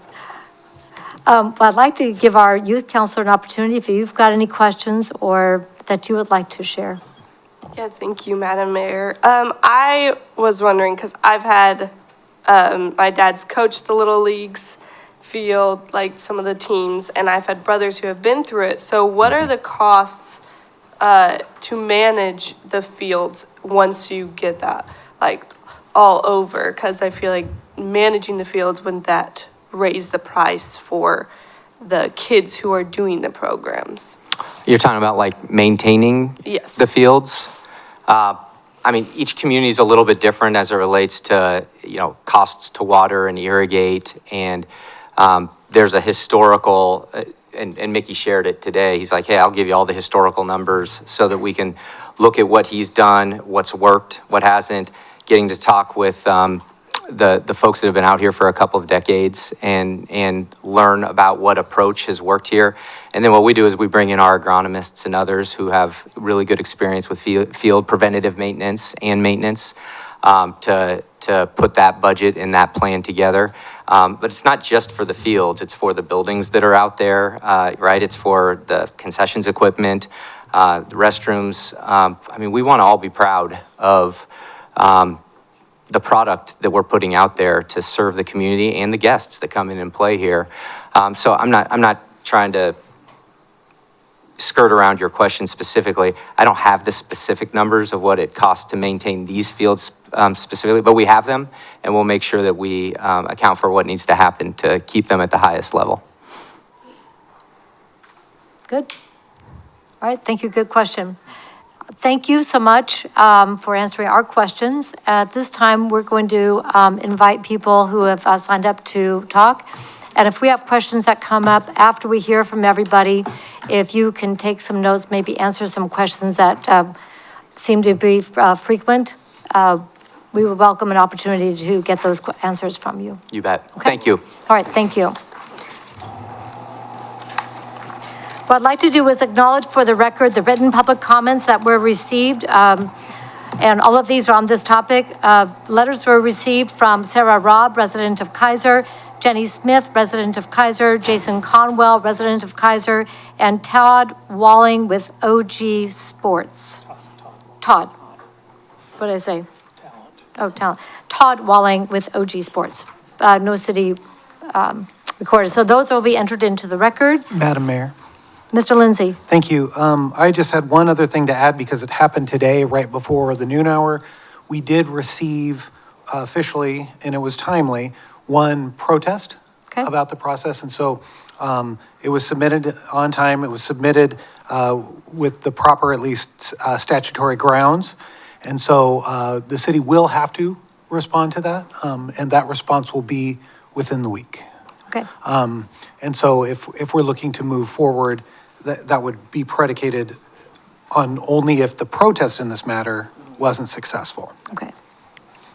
All right, thank you. And for those who are wondering, with a protest for a request for proposal process, this is an objection by a non-successful proposer based on the something substantive within the proposal, the request for proposal process itself. Has to be within those parameters. Is that correct? Yeah, there's, under, it's ORS 279A 410, there's some statutory grounds that you have to suggest were, we were in violation of. And so I just have looked at that for a second. Actually, City Manager Brown and I were looking at that and pulling out all the materials and trying to sort of start to craft what we think will be a response in a timely fashion. All right. Thank you very much. In no particular order, I'd like to call up Chad Robb.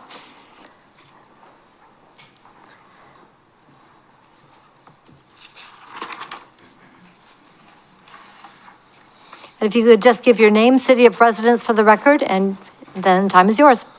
My name is Chad Robb, and I am a Kaiser resident. So I would like to start by saying thank you very much for allowing us to speak today. I'm a newly voted on board member for Foundation Athletics, which was one of the companies that did submit an RFP. So we went through the entire process. Mr. Brown did talk about the scoring system. And I don't know if everybody is aware of that, but Foundation Athletics did actually have the highest score after the scoring system. And yet it was a unanimous vote. So, had a little question about that. Also just wanted to bring up the fact that we are a local nonprofit. We are for the kids. We are not a for-profit company. All the money that will be brought in will be turned around and invested back into the fields. One thing I noticed on their presentation was they have 4,200 employees. Where does that money come from to pay their employees? Comes from allocation from each of the complexes that they run. So not every dollar will get reinvested back into the fields. That's just how businesses work. So one other thing is that they have done a very good job, the company, of being around for 23 years. One thing that I want to ask is 23 years ago, somebody gave them the opportunity to have their first complex. And that is what we are asking you for today. Thank you. Thank you very much. Eric Havig, please, no applause. We're just going to be going through one at a time. Thank you. Thank you. Eric Havig, and then next up is Clint Holland.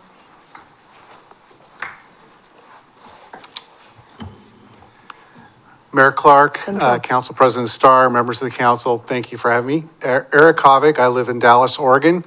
The first thing you're gonna ask is, why is somebody from Dallas talking about Kaiser baseball? I'm here because I'm a parent, I'm a grandparent, my son plays for North Salem Little League. And again, all the points that came up from the previous speaker were great. The presentation from the outside firm from Florida, they are polished. They have all their ducks in a row, they understand everything. I would look at the title of what you're taking the vote on today. This says Award Kaiser Little League Management. I didn't hear Kaiser Little League Facility. All I heard was facility from the presentation earlier. A lot of focus on what the facility is, what it can be, nothing about the kids. A Little League is about the kids. The kids are who plays baseball. That's where we're at. We need to be focusing on making sure we have a great place for them, leadership for them to play, and opportunities. So I'd think about what is your values, what are the most important things. I heard a couple counselors ask those questions. How is this going to help the kids? How is it going to pay for this? The previous speaker just talked about an outside firm, 4,200 people. I'm not even familiar with this firm. I don't know anything about them. But in order for them to make money, they have to take a profit out of that. So again, not every dollar can be reinvested. I heard every dollar would be reinvested. That's not possible. If you have somebody local that really is here for the kids, about the league, they really can get the volunteers, they can get the board, they can have that kind of investment back into the community because they are here and part of your community. So I would just ask, what are you trying to do? Is it about a facility, or is it about the kids and the opportunity and creating a league and environment where they can be successful? So please think about what those are for your values for your community. Great. Thank you, Madam Mayor. Clint Holland, thank you. Can I bring up Mike Campbell? He wants to talk for 5 minutes too, but I'm working with him. There's going to be two separate time periods, but yeah, you can bring him up. Are you Okay. going to tag team, share the time? Yep. Okay. So Mr. Mike Campbell. So again, name and city residents, we know with you, Clint. Mike Campbell, City of Salem, Foundation Athletics. I worked on a speech for you guys for, I don't know, a couple days for this. It's really out of the woodworks right now. The guys behind me, they're super polished. They got a lot of experience compared to what I have. But what I didn't hear about the kids, passion, heart, I can give that. And everybody in here wearing a North Salem Up here. or wearing a North Salem shirt or a hat, or even some of the Little Leagues, some of the other organizations, they know that we're here to support their organizations, those kids of the community. We did score on our judges' scoring. We did score 256 points versus the Florida group, 251. Does that make a difference? It doesn't seem like it did. Our RFP was spot on. I worked closely with Clint Holland. Most of you, or all of you, know how much he is Mr. Baseball in Kaiser. So I mean, we get some good chuckles, right? Because he is Mr. Baseball. And he knows, as Councilor Kohler said, where the skeleton's buried, where the bodies are buried. Working with him for the last month and a half has been amazing and an eye-opener of how much he really cares about this company or this community, the fields, the kids, everything that happens here. He's 100% in. I'm 100% in for the kids. And that's what I started my organization in 2019. We started with 10 kids. We have over 310 today finishing our regular season.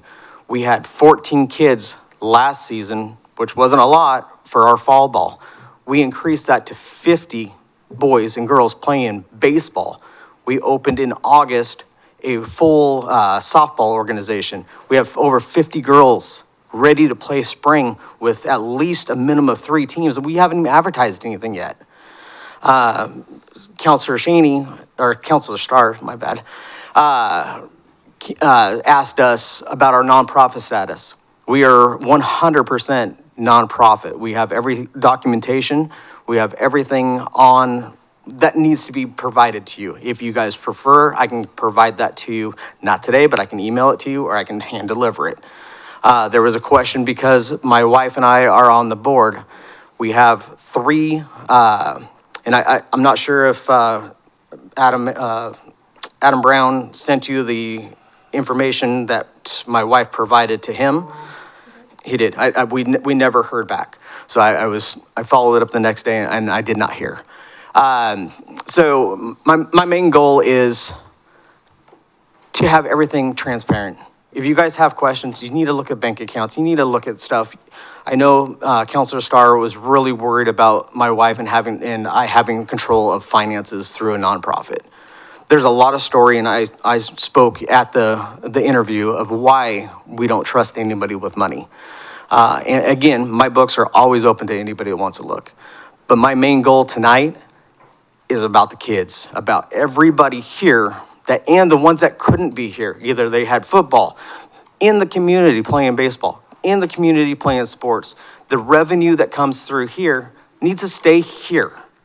I might be a Salem resident. I've owned a tire store for 8 years. I'm 3rd generation. If we had an outside source come in and put money into a complex or a tire store and then ship all that money back out, any of that revenue is not coming through our channels.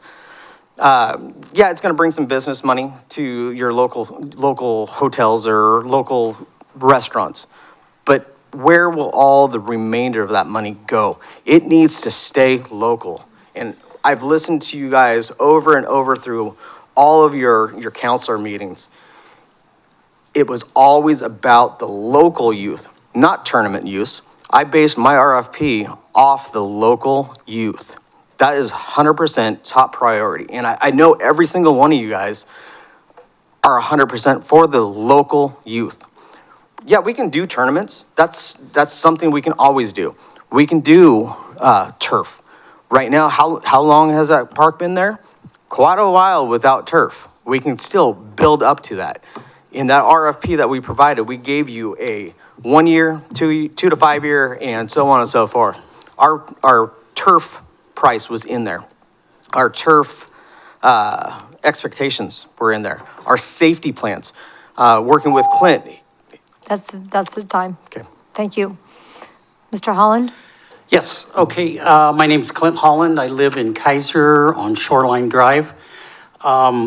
Back a month and a half ago, you had a meeting, and I met with the Little League group and also McNary Youth Sports, that if they put in a RFP on this deal, I would help them.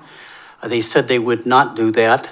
And then I met Mike, and I like a lot of stuff that he's done in the past, and I said I would help him on anything he needed up at the complex.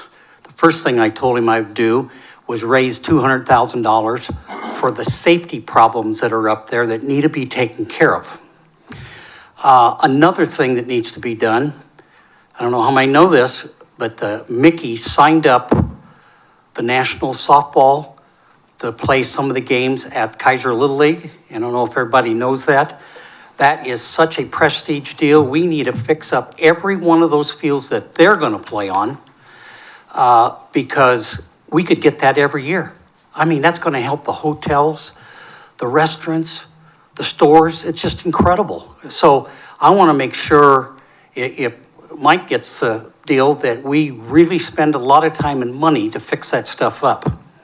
A lot of you may not know this, but the city of Salem owns 49 acres, 3/4 of a mile away from the Little League field on the other side of 99E.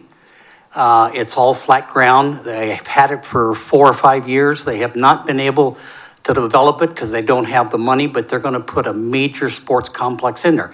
I think one of the reasons is because they got problems getting teams across the bridge to West Salem to play at Wallace Marine.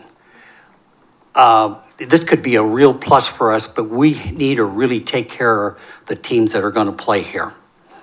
Some of the safety stuff. I'm really concerned about a huge amount of safety stuff like the lights on the senior field. Those have to be certified every year. I don't know if they've been certified, but I'll tell you this, there's 6 lights that are out. And with all of them running, you're just barely qualifying for it. You have to every 2 to 3 years go up and clean the lenses. Those lights that are out, one pole on home plate has 5 lights and 3 of them are out. Think about that a minute. If somebody gets killed by a ball or something, they're going to nail everybody, including the city, including the people running it, because you can't have that many lights out that's up there. So my goal would be to get those fixed right away, and then I would also try to upgrade those lights a year from now by getting some grants, and I've talked to some people about the grants. The senior field needs all kinds of fences. The fences that were put on the senior field were used fences when they were put in years ago, and they are so bad, they're all curled up, balls get underneath the fence and hit people. So I would really want to do that. I want to bring up just for a minute, because for years I've worked up at the Little League complex and doing many different things. Kaiser Little League, over the years, and then there's more in addition to that McNary Youth put in on top, because they put a concrete wall in. They put in cash over the years, $1.5 million in cash. Think about that, in cash. The money stayed here, and it went to develop the fields, all kinds of stuff was done, irrigation was put in. In addition to that, over the years, I kept track as much as I could. Over $2.5 million was donated in kind stuff by the youth programs. Fertilizer got free, seed got freed. I mean, bark dust got free. It's just endless, gravel, rock, dirt for the fields. And so I'm amazed that we're going to send this stuff outside of the complex to somebody on the other side of the world, because I think the youth programs here, no matter what, can take care of a lot of stuff that's here. Thank you. Thank you. Thank you. And I'll answer any questions. Next up, thank you very much. Next up is Todd Walling. Oh, nobody wants to ask us any questions? We're going to hear from Todd Walling, please. Thank you.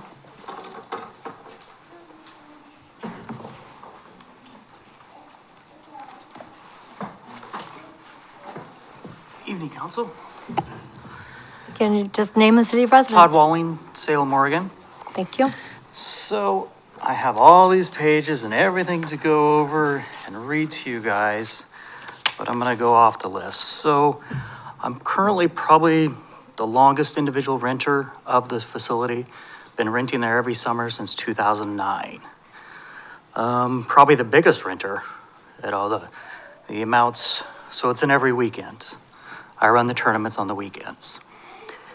And this has given me, sleepless nights, hearing that this firm, I was just worried. I mean, it's just like, why, and how did the council and everybody choose this group? But today, I had the opportunity to sit down with the group and, spend some time with them. And I was really impressed. I was happy. It was, comfort to me. I'm like, okay, this is a qualified group, and I see why the decision was made at this point. And so I was also the one that turned in the protest regarding the items. And, I feel okay now that I've, sat down with this group. And I think they're going to do good things. I wish they had the opportunity to sit down with everybody that's behind me and kind of explain and get more technical with what they plan and what they're looking to do. So at this point, from me, one who submitted an RFP, one who rents every weekend, I would, like to go ahead and show my support for them. And also, I do want to question agreement that I'd sent over, had in place, just want to make sure it's noted that I, have an existing 2-year agreement with For Love of the Game for weekend use at the fields that start, that continues for 26 and 27. So I've sent that agreement, documentation in to you guys regarding that, and just want to, moving forward, make sure that status stays, so. And yeah, if any questions or need, thank you. All right. Thank you very much. Appreciate you coming. That's everybody I know. Is it? Rich Walsh. 5 minutes. Good afternoon, members of the council, mayor, city council president, staff, officers. My name is Richard Walsh. I live in Kaiser, and I don't want to tell you how to vote on this. Surprise, surprise. But my main problem that when I heard about this was what I didn't know. So I don't have enough information to tell you what to do, but I think a lot of citizens are in that same spot. And I think that's because there's some, I don't want to say lack of transparency, but there needs to be more public communication about something this big. This is the Kaiser Little League. This is the fields. This is a very big thing for this community. There are hundreds, if not thousands, of people that have been involved in it. Their children are involved in it, and we don't even have a public hearing on it. This is just going to be an administrative action awarding a contract on paper, it looked like. That's why I came here. I was like, wait a minute, what is this all about? As far as I knew, there were 3 organizations, sports facilities, and the Foundation Athletics and Pinnacle that made applications, and according to the staff report, staff report didn't say it, but apparently Foundation Athletics got the most points, but then they had oral presentation, and then the committee picked sports facilities. Great, but why? The whole public was wondering why. I think even the participants wondered why. What was it? Was it the big money? Was it the national prestige? Was it bringing all these teams from all over the world? Every time a team comes in, that means that spot is not available for a local team. So what is the balance? They talked about both local teams and the national teams, but what's the balance? What's the contract look like? Is the contract going to be online? Are you going to put it online in enough time for people to look at it in advance of the contract being signed? Is it going to be negotiated quickly and signed, and then that's the end of it? These are transparency issues that I think you have a real opportunity to present transparency. Let's answer some of the questions. How much are they going to get paid? How do they get paid?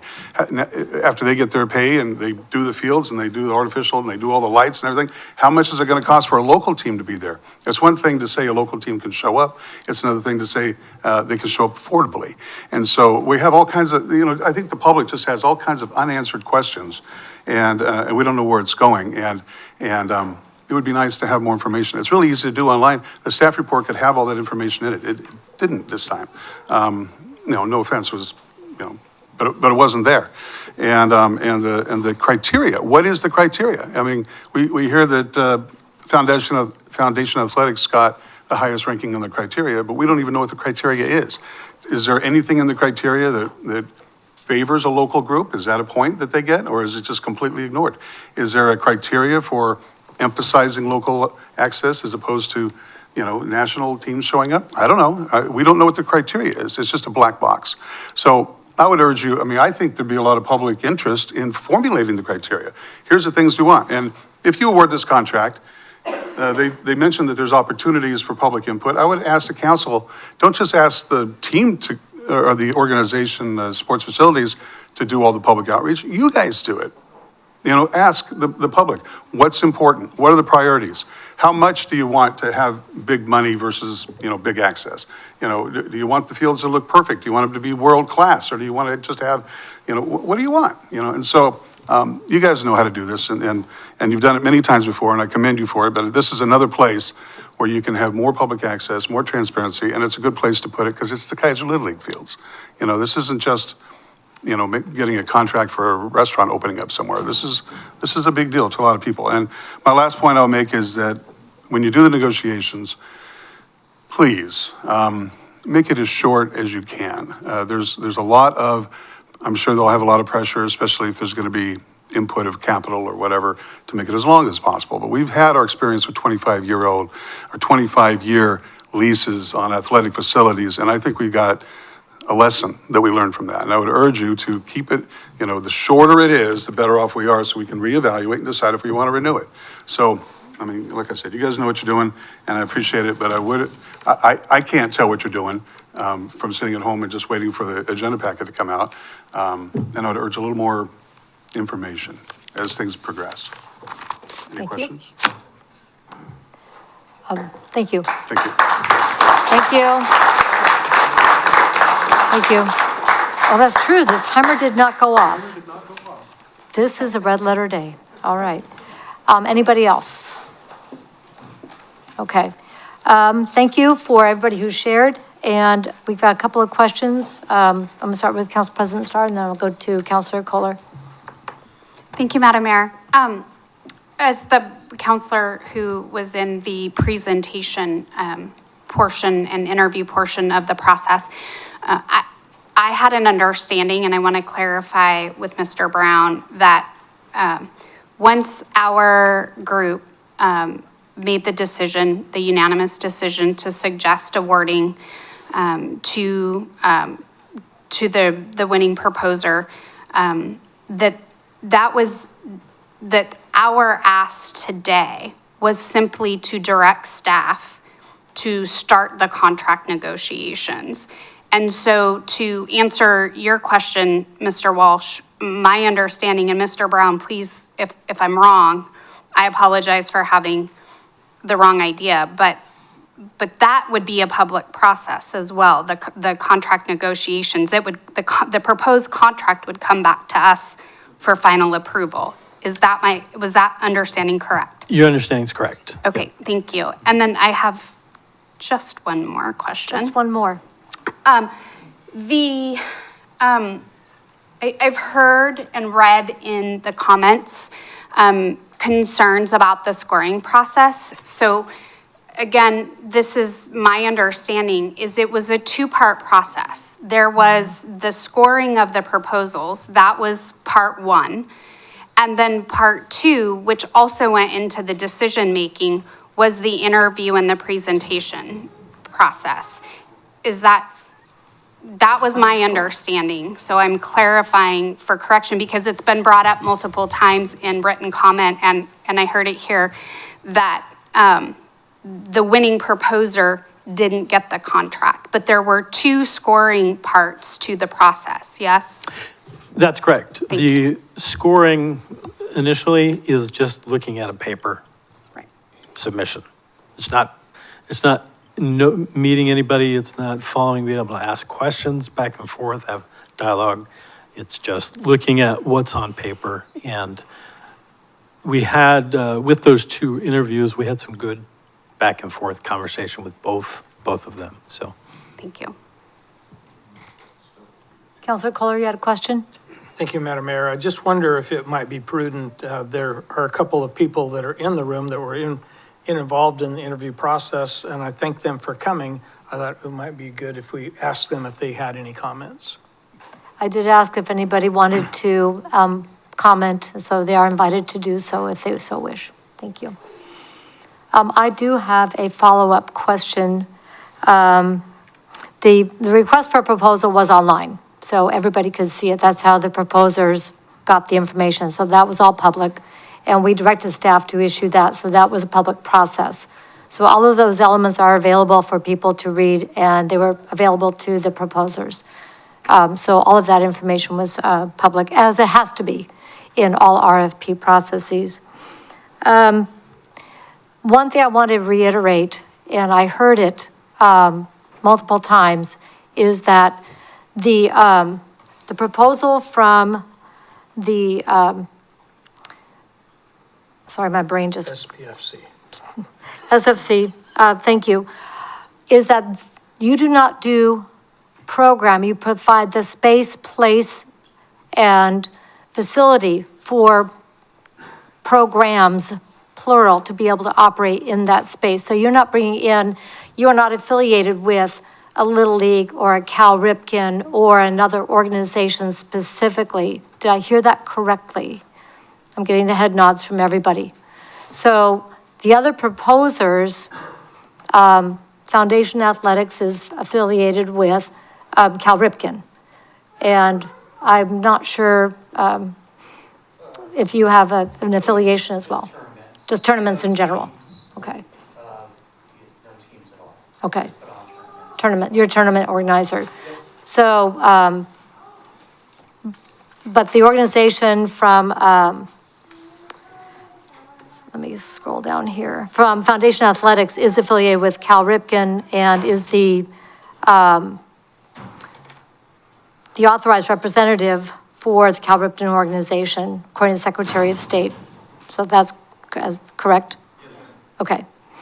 So we have one organization that is, I'm going to say, content neutral, and the other one that has an affiliation. Did I understand that correctly? Okay. Thank you. Any other questions? Councilor Duran? Mine's not really a question. Mine's my understanding coming into this. When I first read that this was going to be an outside company running this thing, it bothered me because I grew up in Kaiser Little League. My kids did Kaiser Little League. I coached. I've been involved since I was, 5 years old. So that initially bothered me. And after finding out a little bit more about this company, my thoughts have changed sitting here tonight only because of the third-party unaffiliated use, management of the fields. To me, it sounds like it can be a benefit because the people that are going to program and manage the teams and the sports don't have to deal with the complex. They have to get the kids here, get the kids playing, teach them, and allow the fields to be ready for them I'm hoping with some input, and it sounds to me like they'll have input of this is what we need, this is what we want, and not have to deal with that. So when my kids were doing Little League, it was Kaiser Little League and right in the middle of the KYSA, and that was a fiasco specifically for me. I had a son playing Kaiser and a daughter playing KYSA because that's what the softball did. So that there won't be any of that problems with the facilities that was happening back then. I don't know what's happening now. I haven't been involved for quite a few years. But to me, just sitting here listening to this, I can see a definite benefit in it being a neutral party managing the field. So if you guys have input beyond that of how, how you think this is going to cause an issue for the programming of the Little League, I'd like to hear that. So this starting to drift into deliberation. Are we ready to put a motion on the table to deliberate? I'm going to go to Ms. Youth Councilor Guptill. Do you have a question? Or I do, thank deliberation? you, Madam Mayor. So after, I've been hearing a lot of this, and so with the big toy, who is in charge of that, keeping up the fields there? Because if that has anything, would we be able to move any of that to help keep up the fields in the Kaiser Little Leagues? Are you talking about soccer fields? Are you talking about the turf fields? Yeah, in those ones, and also with the big toy, we've had the community events to upkeep those areas. Is there any way that we'd be able to, instead of, implement that with the Kaiser Little Leagues? Or is that not even, that doesn't go with that at all? Mr. Brown? I have an answer, but I'm going to turn it over to you. I think a lot of clubs have these participation days. I mean, I coached soccer in Michigan, and at the beginning of every season, all the parents and families came out, and we cleaned up. We put the nets on the goals and took the old ones down, triangulated the field so we could square them up and chalk them and stuff like that. And I'd be, without knowing, I'm not as familiar with the baseball realm, but without knowing, those opportunities are still going to be there if we want. And Kaiser has a great tradition of volunteerism. And so even with, no matter who we go with, there's the possibility of having hey, let's come clean up our park day, just like we did with the big toy, like we did with the, Kaiser's tradition. It's one of our values. So. Thank you. I think that answers my question. All right, good question. Are we ready to put a motion on the table so we don't continue to stray into deliberation? Okay, Council President Starr. I move that the Kaiser City Council authorize staff to negotiate a contract for management services for the Kaiser Little League Park with the sports facilities companies. Can I? Second. I've got a motion and a second. I'm going to pause for station identification. I know what I need to do. Yeah. Because there's a. I need to add that. There's a Contingent protest. upon. Yeah, so as long as the protest is not successful. Okay. Because we don't want to presume anything. I'll just restate it then. Thank you. Okay. I move that the Kaiser City Council authorize staff to negotiate a contract for management services for the Kaiser Little League Park with the sports facilities companies as long as the protest is not successful. Yeah. Second. It's been moved and seconded that the Kaiser City Council authorize staff to negotiate a contract for management services for the Kaiser Little League Park with the sports facilities companies. Now we'll go into more deliberation, and I think Councilor Duran started with that. Do you have anything further? No, I think that's it. In this process of the contract being worked up, I think it'd be good if anybody out there has input to let us know. I mean, we need to make sure we have everything included in this contract and get it, the best we can. We, on the turf fields, we spent a lot of effort redoing that contract, going through it and revising it with things that came up in the process. So we have that opportunity with this. So we just need to hear what everybody's concerned about. Mm-hmm. Thank you. Council President Starr? No, thank you, Madam Mayor. I would concur with Councilor Duran. I think we did a similar process when we did the contract with the turf fields. And I quickly forgot whether it was a community meeting or a work session, or it was something where we brought people together. I feel like it was a work session. It was a work session. Yeah. So just, I know we're on a time frame, but I would encourage us to try and make that work so we can ensure that the concerns and the needs are heard when we're in that negotiation process. Thank you. Councilor Kohler? Anything? Oh, Mr. Brown? Thank you, Madam Mayor and Council. I have reached out to, well, actually, we've been in somewhat regular contact over the last couple of days with McNair Youth Baseball and Kaiser Little League. And without trying to overpromise, I did ask them to give me the type of things that protections that they would want to see in that agreement as we talk with. And I'm committing today that we'll, work with them, the clubs that exist there right now to help get that agreement, a successful agreement with this Awesome. company. You're already ahead. Thank you. Thank you. Counselor Kohler? Thank you, Madam Mayor. Now, I've heard that For the Love of the Game has some contracts that are currently written and agreed upon. And my understanding is that their SPFC, is that the best way to say that? Sure. Is willing to honor those contracts. Do we know what all those contracts are, and are they in writing? Well, as far as I know, the NAFA contract is in writing. I was told by Mr. Walker that the one with OG Sports is not in writing. That company has only existed as far as the state is concerned since September 9th. So, but we'll talk with Mr. Walling and see what kind of commitments were made and talk with the sports facilities companies and see the best way to work that out. Thank you. Thank you. Counselor Parsons? Nothing. Okay. I just have one comment. First of all, I want to thank the review team that worked so hard going through the entire process and bringing the variety of points of view into the conversation to come up with the final ranking. I want to thank everybody for being here tonight to engage in this very important conversation about one of our very beloved parks. And one of the things that I think is important in my decision-making is that it's about facility. We have people who want to do programming. And this has been something with Love of the Game, is the idea that we have somebody who's doing facility so you can do what you do.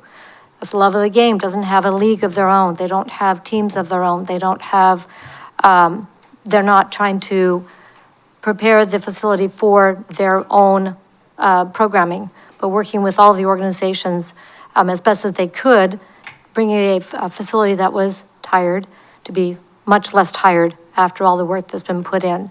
So I really want to give a huge thank you to Mickey Walker and Love of the Game for working very hard to get us to this place where we have such great interest in what the future is for this field. I think that having people that are concentrating on the facility, I'm looking at the experience to bring in that level of investment that says the Kaiser and the Mid-Willamette Valley, we really matter. We matter a lot. And we matter not only here, but people in the state are watching how we treat ourselves and that we are standing loud and proud. And I think this is opportunity to promote what we are as a community and have a facility that echoes that, that value. Anything further? All in favor, please signify by saying aye. Aye. Opposed, signify by saying no. No. Motion passes with 1 no, Counselor Kohler, 2 absent, and that concludes item 9B. Do we need to take a recess before we? Okay, we need a 10-minute recess. We will reconvene at 8:20.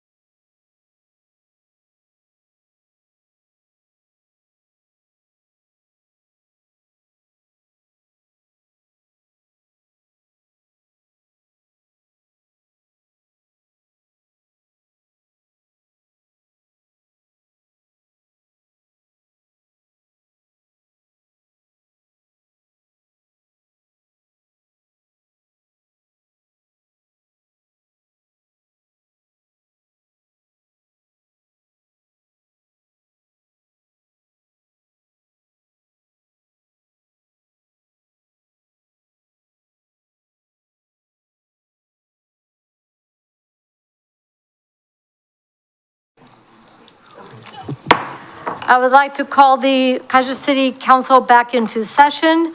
We are going to continue with our agenda on item 9C, which is an amendment to franchise solid waste collection rates. City Manager? Thank you, Madam Mayor and Council. As you know, our two solid waste haulers are Lawrence Sanitation and Valley Solid Waste, or otherwise known as Valley Recycling and Disposal. In 2024,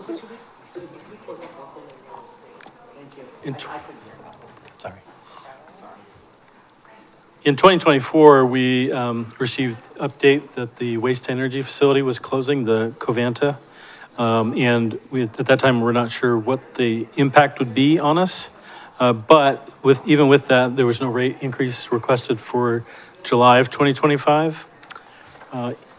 In the last month, haulers reached out to me and said that they needed to come before council with a request to have a rate adjustment in January 1, 2026, preferably. They have taken some efficiency measures, which I listed in the staff report, in which they shared with me some things to do that to keep their costs down.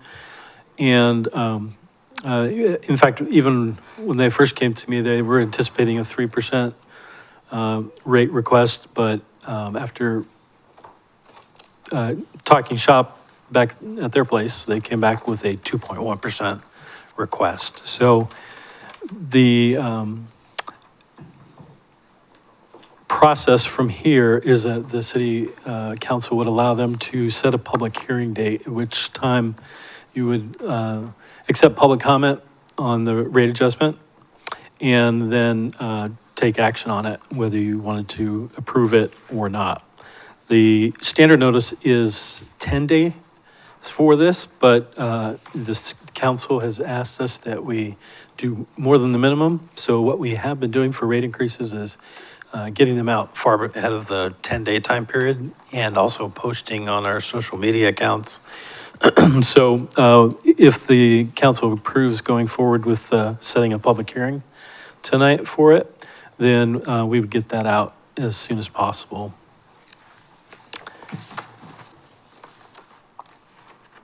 And with that, staff's recommending that you set a public hearing date for November 3rd to hear the request from our solid waste haulers.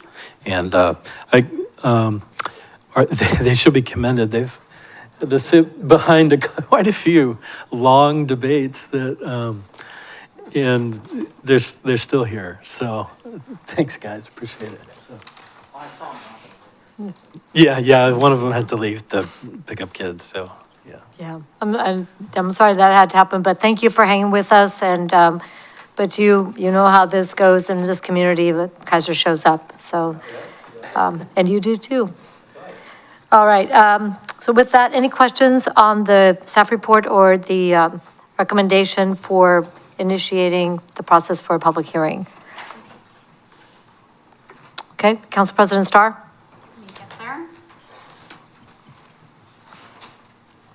Wait a minute, the motion that's in here is not, we don't need the hearing? Yeah, this would be to schedule a public hearing, yes. Okay, I move that we schedule a public hearing. Second. It's been moved and seconded at the Kaiser City Council. Oh yeah, we just did receive the request.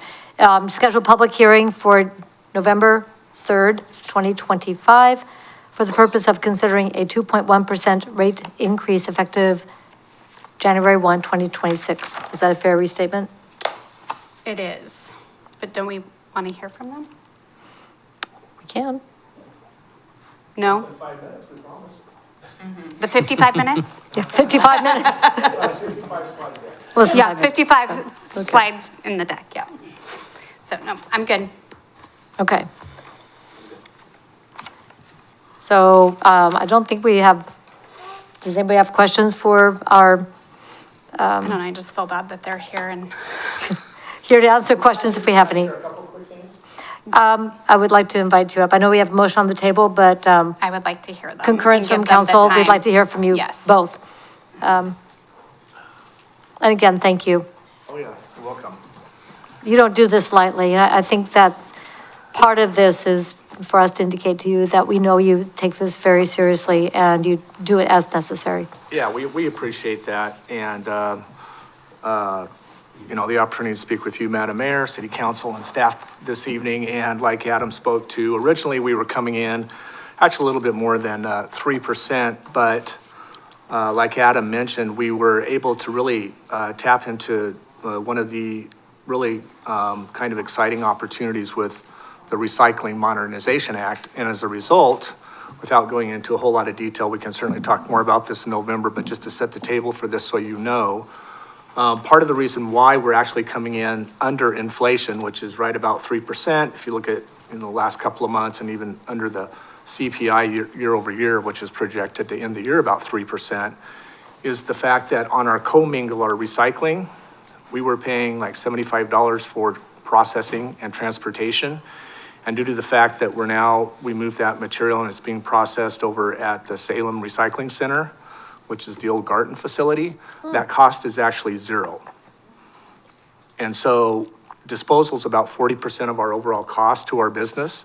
And so when you have a disposal rate of zero, that significantly impacted that increase. So we're able to take full advantage of that. The only caveat is that with the shutting down of the burner, Marion County is considering a disposal increase currently. And we don't know what that outcome is going to be at this point in time, and we wanted to move forward. We don't know if it'll be 30 days, 60 days, 6 months. But if they do increase the cost of disposal, that will be a pass-through, and we'll come back to the council and have to ask for another increase. But we'll be able to explain it, and certainly at that point in time, you know, the justification would be because of the disposals going up because of the increase with Marion County. But we certainly wanted to make sure that you were aware of that. Very much appreciate that and how difficult it is when you have a variety of impacts on your ability to predict your revenue.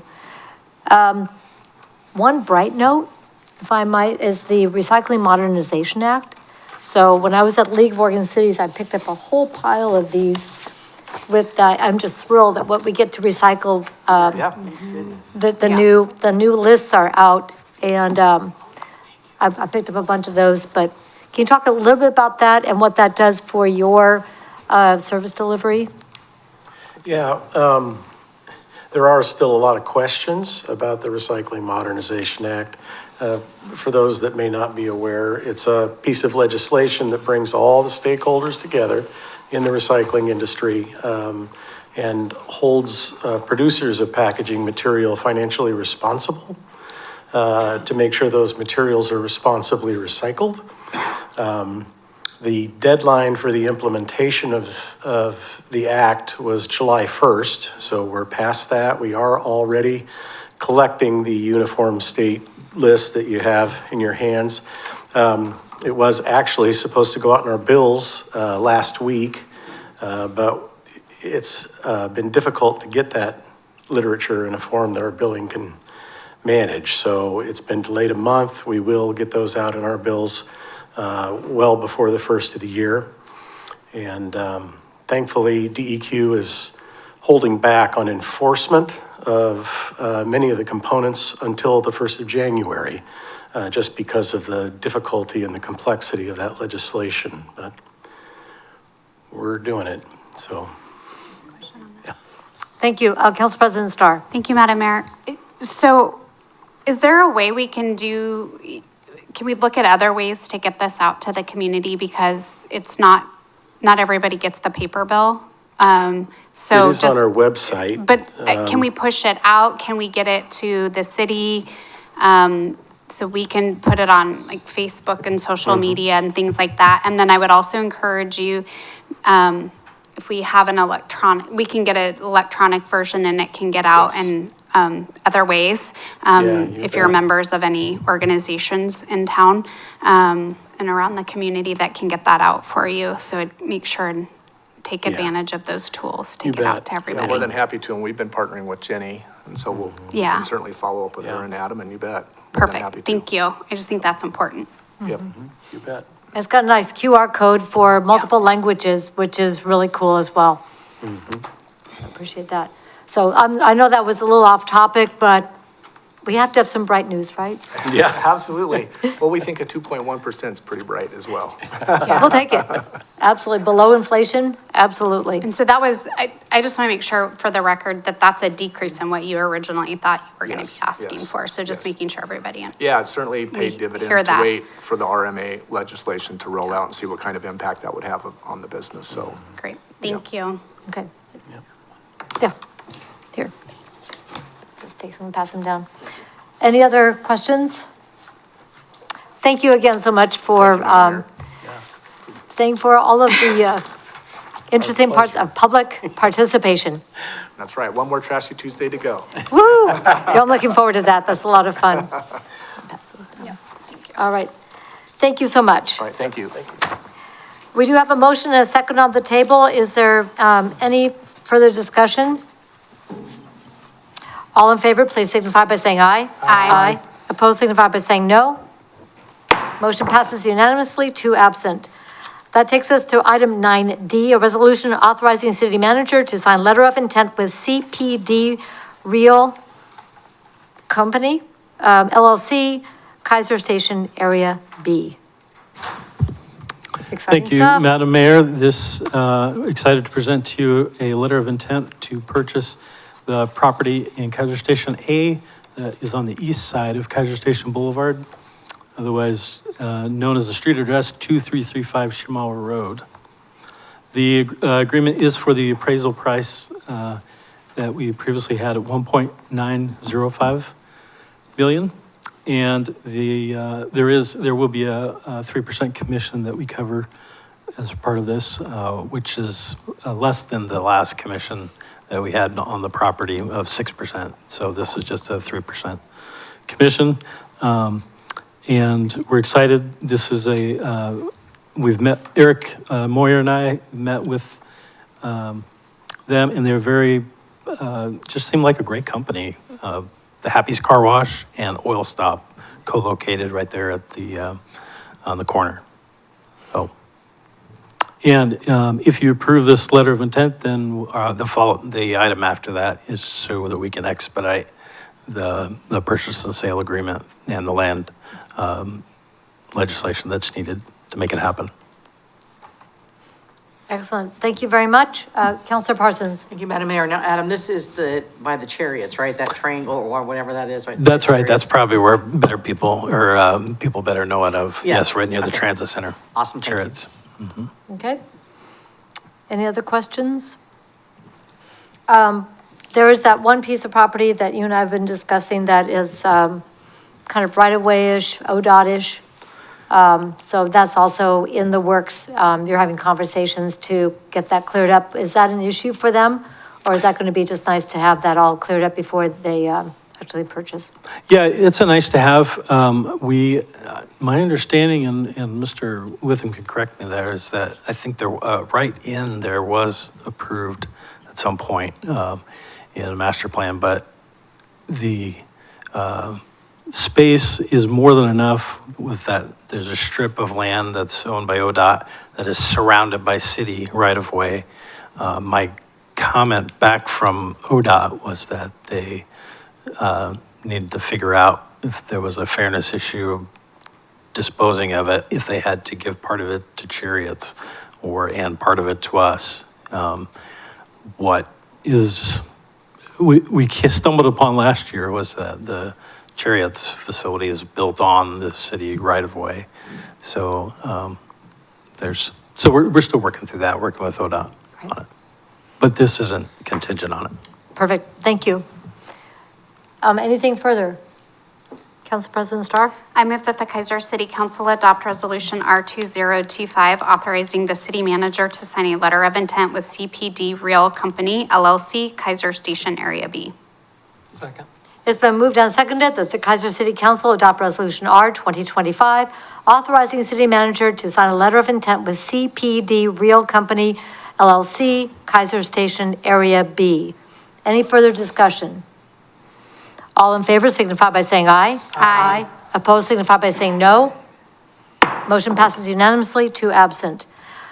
So we do need then to go on to item 9E, to a resolution initiating legislative amendments to the Kaiser Code Appendix A to consider amending Section 2.110.04 and Section 2.110.05 and other relevant sections to allow auto-related business in Area B, Kaiser Station Plan in the area by transit station only.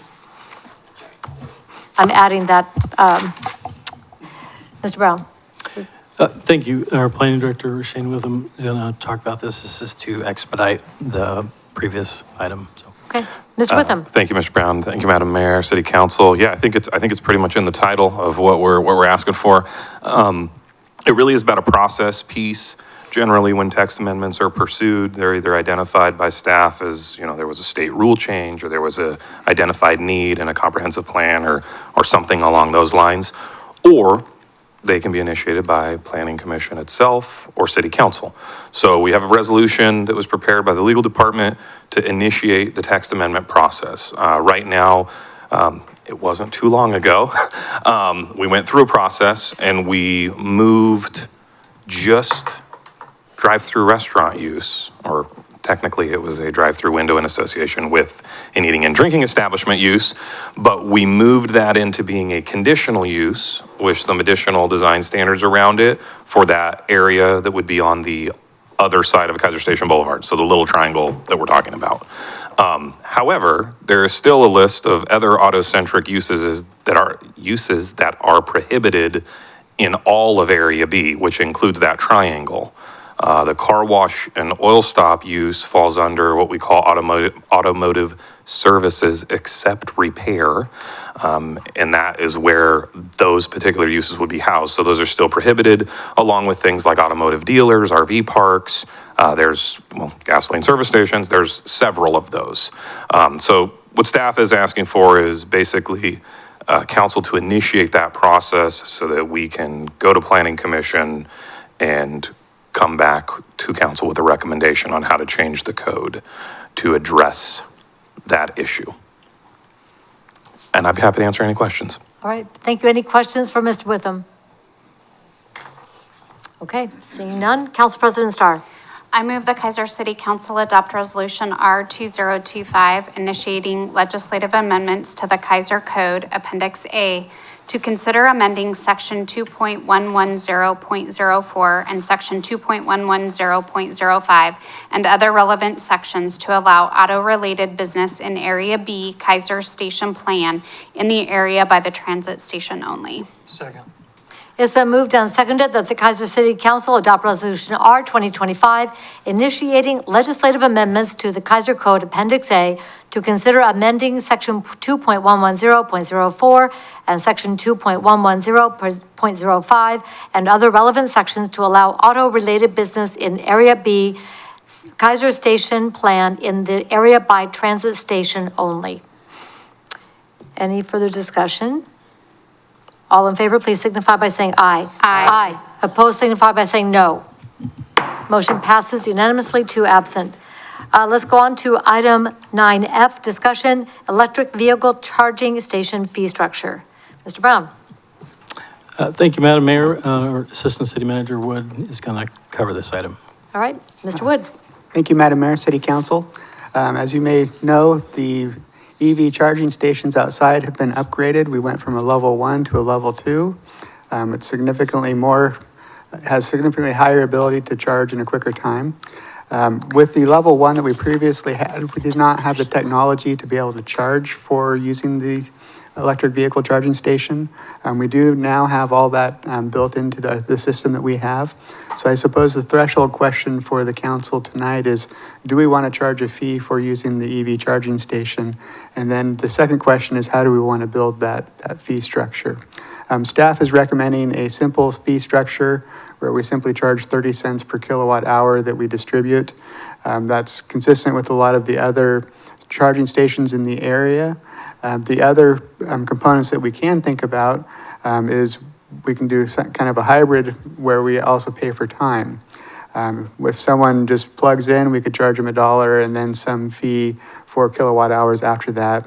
Or we could charge them a starting fee, a per kilowatt hour fee, And then when they hit the 100% charge, we could charge them a waiting fee because they're taking time away from someone else who may want to use the station. I would say that over the last month that we've had it in place, we have seen a significant uptick.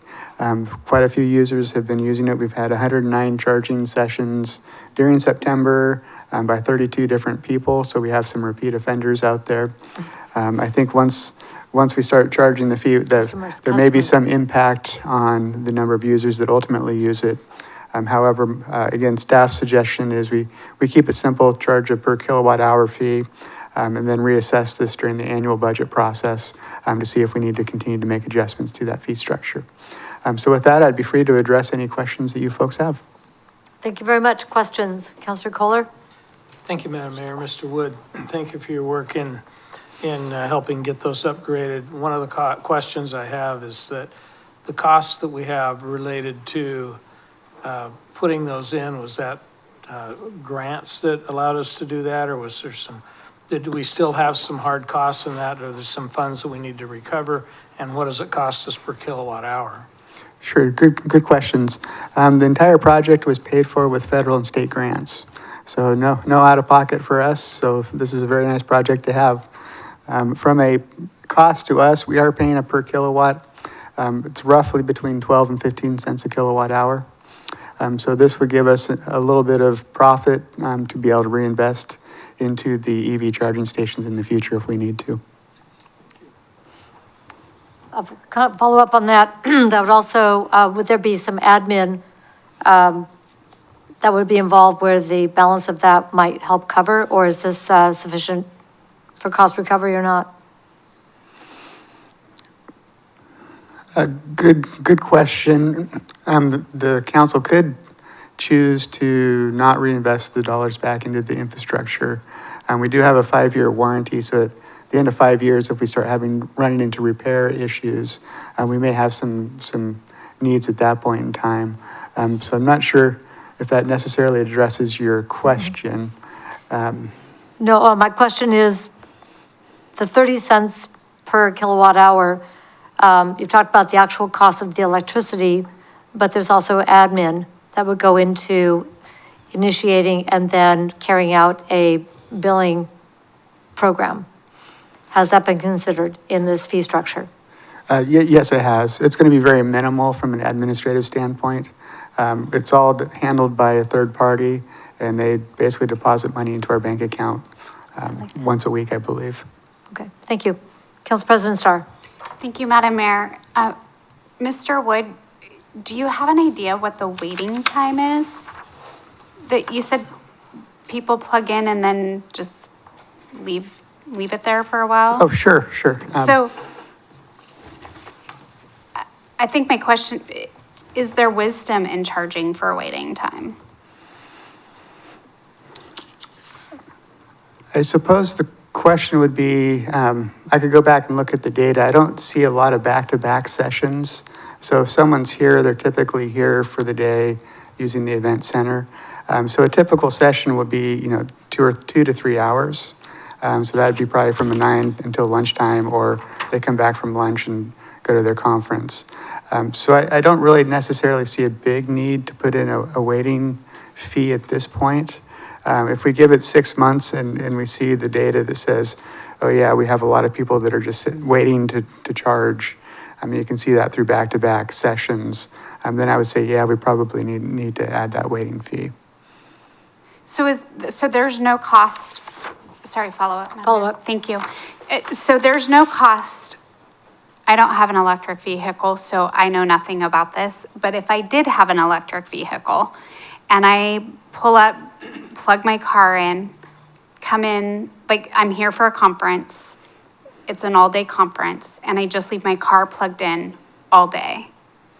Like, we stop using the electricity when it's fully charged, or is there a little bit of residual electricity use? Like I have to think my phone, for example, when I plug it in, right, at night, it still is using electricity when it's plugged in. So I want to make sure we're covering our full costs if somebody's going to leave it plugged in all day long. Sure. When it hits that 100%, it's still going to kind of cycle through, and it'll still continue to distribute energy, just not at a very, very fast rate. So Maybe- we'll be making some money, but, not a lot. Maybe I should have paid attention in physics class. So, sorry. Okay, just making sure. Any other questions? Oh, Counselor Duran. Thank you. So I know nothing about vehicle charging either, but do they plug in, and I imagine it's on an app. Does it tell them when it's charged? Do you know? It does, yes. So they get a notice saying, hey, we're done. Kind of like in the city of Salem, I get a notice that I'm still there and I need to go add more to my parking on my app. Beep, beep. So,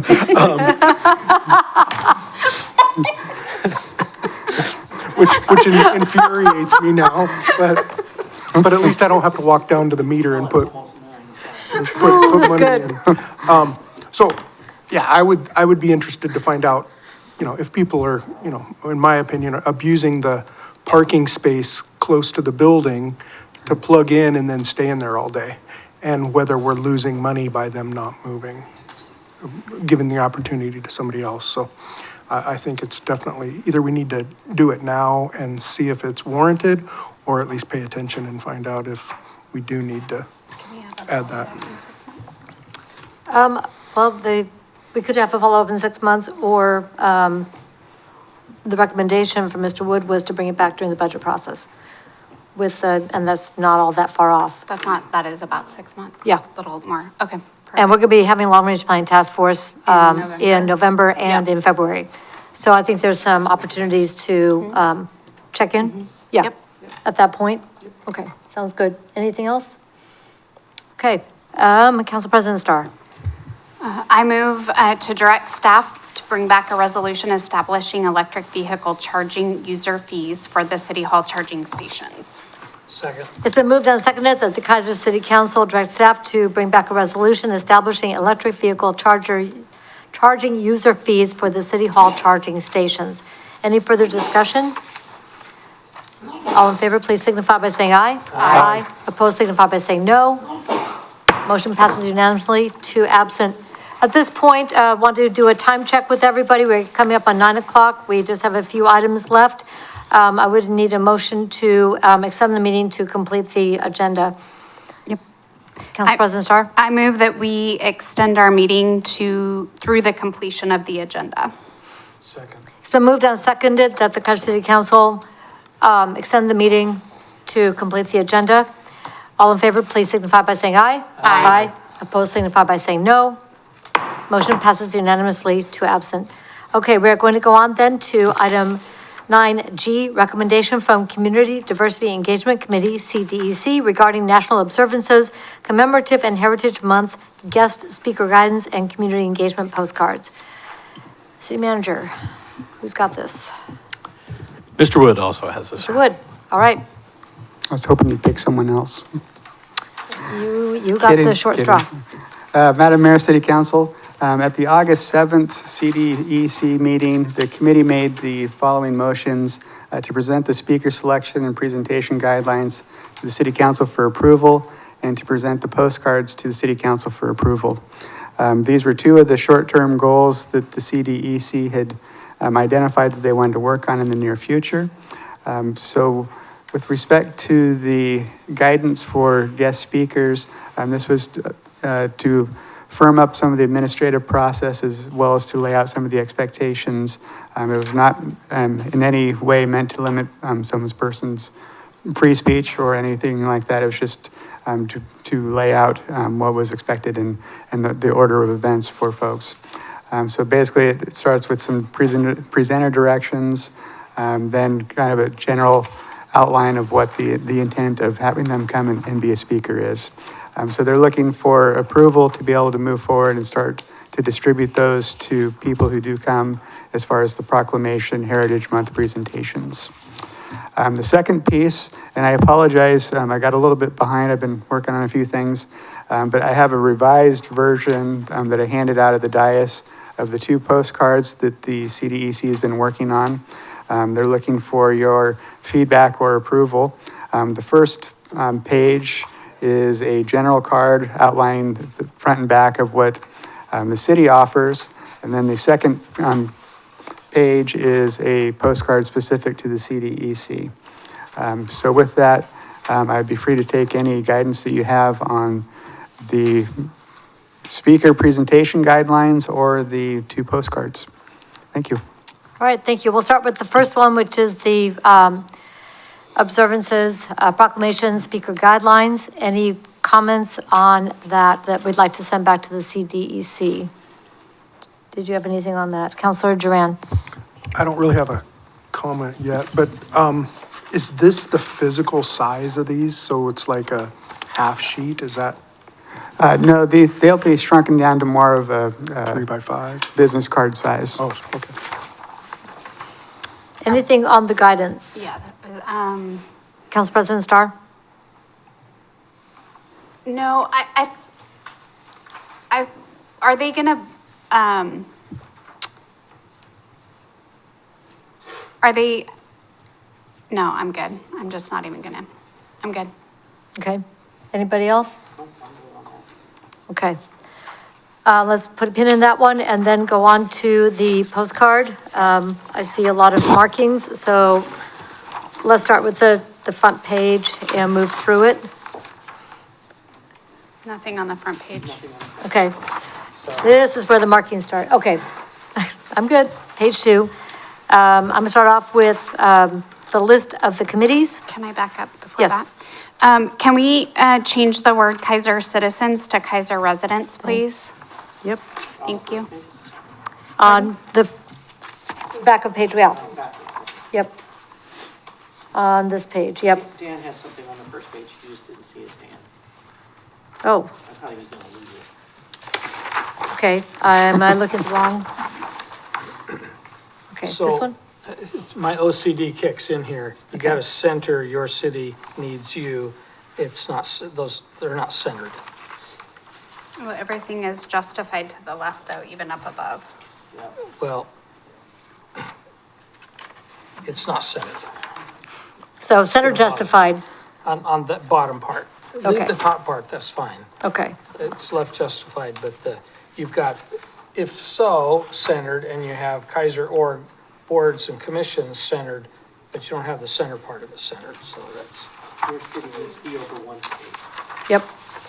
I agree with the visual on that. Thank you. Okay. So Kaiser residents, Councilor Duran. Is kaiser.org the correct address, or is it kaiseror.gov? As of today, it is now different. Okay, so that needs to, Yep. okay. Okay, so this kaiseror.gov. Good catch. On the next page too. Yep. All the way through. Okay.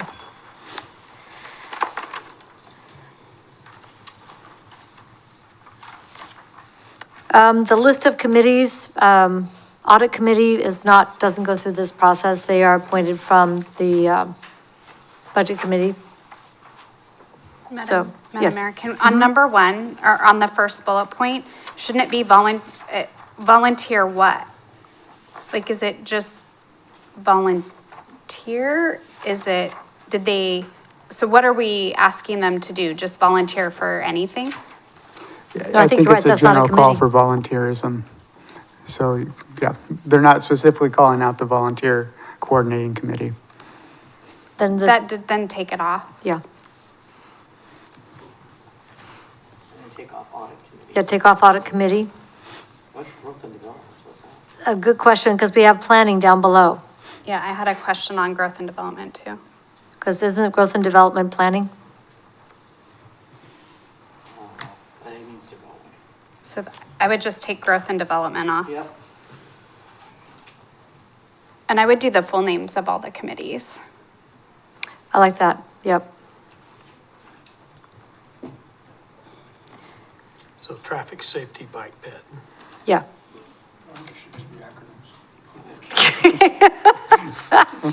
You moved out of reach, Counselor Duran. And we've got community diversity and community diversity engagement, so that's duplicated. Yeah, that's duplicated, yeah. So we need the actual one, which is community diversity engagement. Yep. And then arts, we would need the Kaiser Public Arts Commission. I think we should just go through and make all the full names. Agreed. And then you got the change on the website. Anything else on that page?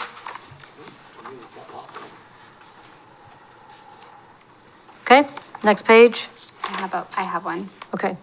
So, on this one here, the all blue one, there's no city logo on it, on either the front or the back. And then, I am not a marketing professional by trade, but I believe that we have a branding guide that should have the appropriate colors and the appropriate font style.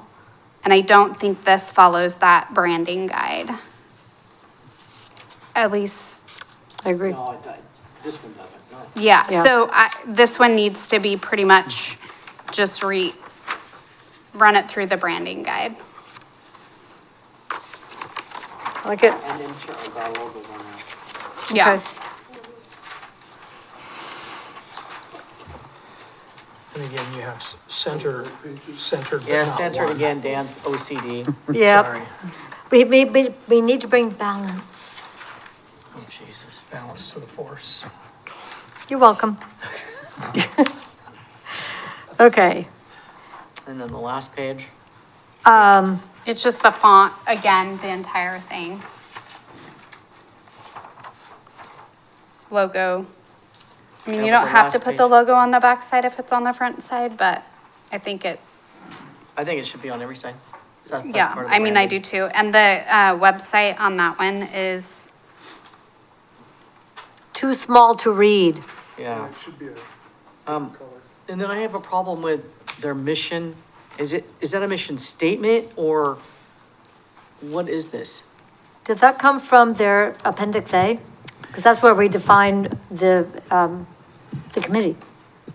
Yes, Madam Mayor and Council, that is not the one that's in Appendix A, that's, and Appendix A is where the council establishes the mission or purpose of each committee. so is it, So we that's call- not this? Nobody else has a mission statement. yeah, should we call it purpose and actually use the purpose from Appendix A? He's Oh, Mr. Wood, I'm sorry, yes. Madam Mayor, City Council, this was their attempt to try to summarize that document. It may have missed the mark on some areas, though. But that was the intent. I mean, they could put their purpose from that on there, but this is not. I think we could get the purpose Yeah. on there, if my memory is. So instead of saying our mission, say our purpose, and then put the actual purpose statement from the appendix on there. Because that's what we have worked on. We've Right. had a lot of work sessions with between us and really honed everything to that. So if there's some additional explanatory that could be down below, maybe an example or something like that, that would be okay. But again, that, we don't want to get it too wordy, but and maybe that the example is where they say, we are listening to what you have to say. We are not a political body, but a fact-finding and action-driven committee. Our work depends on real facts and examples. Of course, what's a real fact? That was repetitive and redundant. And examples, that sentence needs to be rewritten, please. And can I ask a clarifying question to Yeah. follow up on that, Madam Mayor? We are not a political body. If they're an advisory committee to the city council, does that by virtue make them a kind of a subset of their meetings they're public meetings, they have to follow public meeting law. I know they're not an elected, but they are an appointed, committee, so. Can I take this one? Oh, take it away, Mr. Lindsay. You're right. They are subject to the public meetings law because they are a governing body, because they advise you guys. Yeah. So they're not a political subdivision. And I don't know, because I wasn't there, but I don't know if this is because they want to say we're not partisan.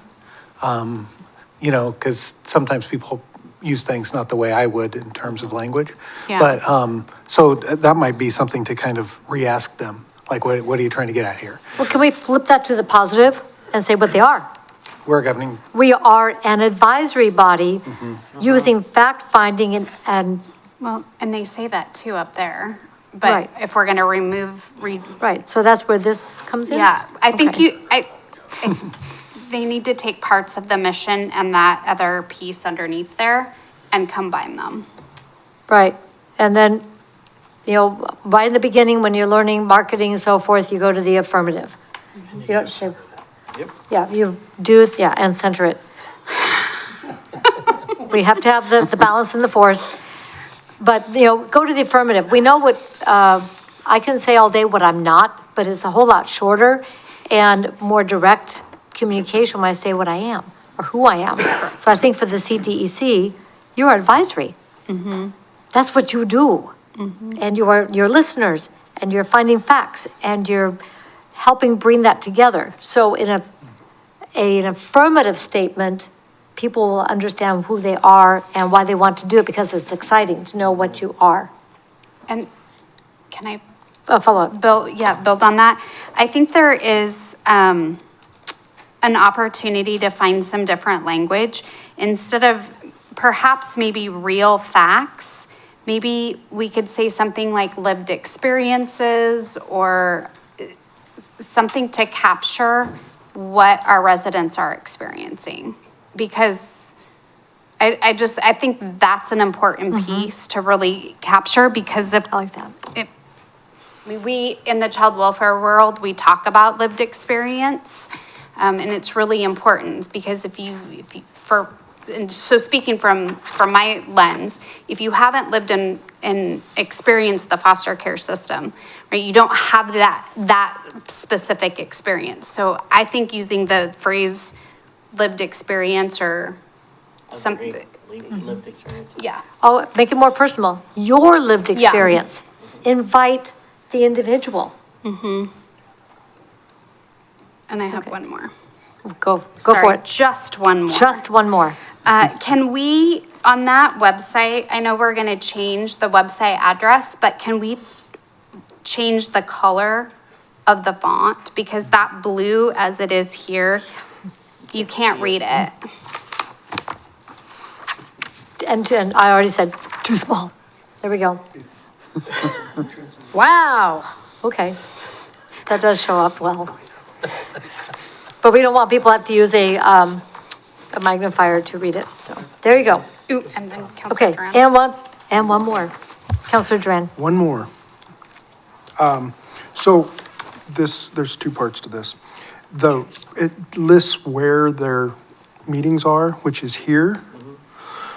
But they've also asked, and this was something they asked me, I was at their committee, at the meeting last week, and they had asked if we're going to allow them to move locations if they have a opportunity, and they have an opportunity that they're trying to work out right now, which is the community center.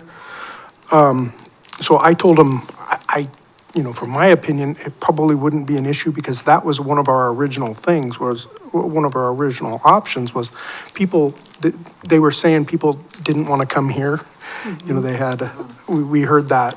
So that is an ask that they had was, is it going to be okay for them to have it in a different location? With all the legal issues, we have to define that. But if they are going to move venues, should we have something here that says typically, or, Check website but for check, meeting but check website, location, yeah.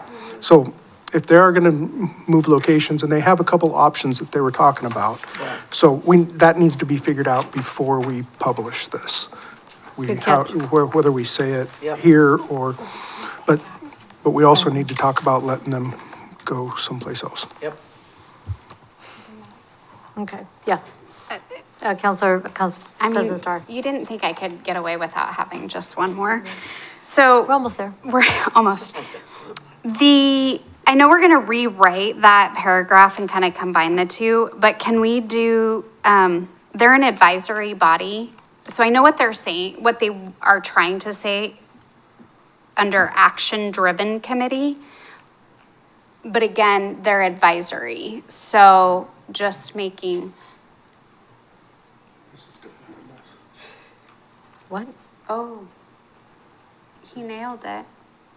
This is what it was when they published this. Counselor Duran's showing me the online packet compared to what we're looking at Yeah, in he the said this hard. was a new one, yeah. Yeah, so I Which think one's new? this is the most current one, correct, Mr. Wood? That's Okay. correct. So, action-driven, yeah, I understand what they're saying, but they can't take action. They can make recommendations. And we want those recommendations, so if we can figure out a way to wordsmith that, I think that would be helpful. I don't have any more. Okay, I'm Good. done. We good? Yep. All right. Fantastic.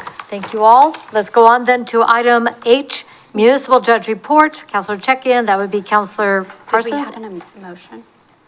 I think it was just There is a motion in the packet. there is, we need to adopt the National Observances Commemorative Heritage Month guidance. Okay, Council President Starr. Thank you. I move the Kaiser City Council approve the National Observances Commemorative and Heritage Month guest speaker guidance. Second. It's been moved and seconded that the Kaiser City Council approve the National Observances Commemorative and Heritage Month guest speaker guidance. Any discussion? All in favor signify by saying aye. Aye. Opposed signify by saying no. Motion passes unanimously to absent. Madam Mayor, Thank you. can I Yes. ask a clarifying question? So does this need to go back before the committee, the changes, or, okay, Good, definitely. and then it'll come back to us? Absolutely, yep. Thank you. Okay. Item 9H, municipal judge report. Councilor Parsons, Councilor Kohler. Do you want to go first, Sylvia? Yeah. Okay. I mean, I was I went to a trial this time instead of the Thursday night ones, and, yeah, I just love him. I mean, him and his bow ties are amazing. He's so fair, and he really questions the officers to make sure they knew what they were doing right, and do you have proof of this, and do you have proof of that? So he really listens to the person that's up there, and even though 9 times out of 10, he's gonna find him guilty, he's gonna let him off the hook eventually some other way, which to me gives them that second chance. And I mean, I appreciate that. I really do, because a lot of those are kids, you know, and it's their first one, and a young lady was crying, and I felt so bad for her, but, he was so fair. He goes, "You don't need to cry. I'm really gonna work with you on this." So what can I say? He's amazing. He can never retire. We need to keep him. I'll put that in the contract. Councilor Kohler. Thank you, Madam Mayor. I was impressed with his patience with people who are stressed to begin with, and they come up and explains everything to the nth degree. And when they say, but I was only answering a text. Well, thank you for telling me that. This is what's going on with this now. You have just admitted that you are guilty and explained what this fine will be and what it would be if they do it again. And so it was just very kind and patient with people, understanding, and used it as a teaching moment rather than a punishing moment. Any questions from council members? Okay, seeing none. Thank you very much for your report on our municipal judge. And I would concur, that's been what I've observed over the years. So thank you for completing that, also in a timely fashion. All right, let's go on then to item 9I, discussion regarding 2026 City Council meeting calendar. City Manager, Ms. Bissett. Okay. Mayor and City Councilors, this is your proposed schedule for the 2026 year for your City Council meetings and work sessions. There's also a note about Long Range Planning Task Force meeting and Budget Committee meetings. So right now it's just a time for you to take a look at it, discuss it, make any suggestions you'd like to it. So anything on here that leaps out as it's got a problem? Okay. I appreciate getting this so far in advance so we can look at it and plan ahead. What does LRPTF mean in February? Long Range Planning Task Force. Oh, geez, I knew that. It's okay. It's after 9. Yeah. And we're doing it also in November. So we have that coming up November Right, I knew that, 10th. yeah. Okay. Oh, was that on there? No, that's No, this, because this year. is the 2026. Yeah. I know, but was it on the 2026 in November? It is not. So it should be. So if we do intend to continue to hold this twice a year, we'll need to put on November. Yeah, I think we should. It's been working really well. Yeah, I think it's helpful. Yeah. Because the economy has always been so stable and predictable. Said no one ever. And this, I shared this at the League of Oregon Cities. We were talking about how we do our budget process and so forth. And I shared about what we've been doing with this Long Range Planning Task Force since about 2008, when we were facing some severe difficulties because of the recession. And it turned out to be so useful that we're still doing it.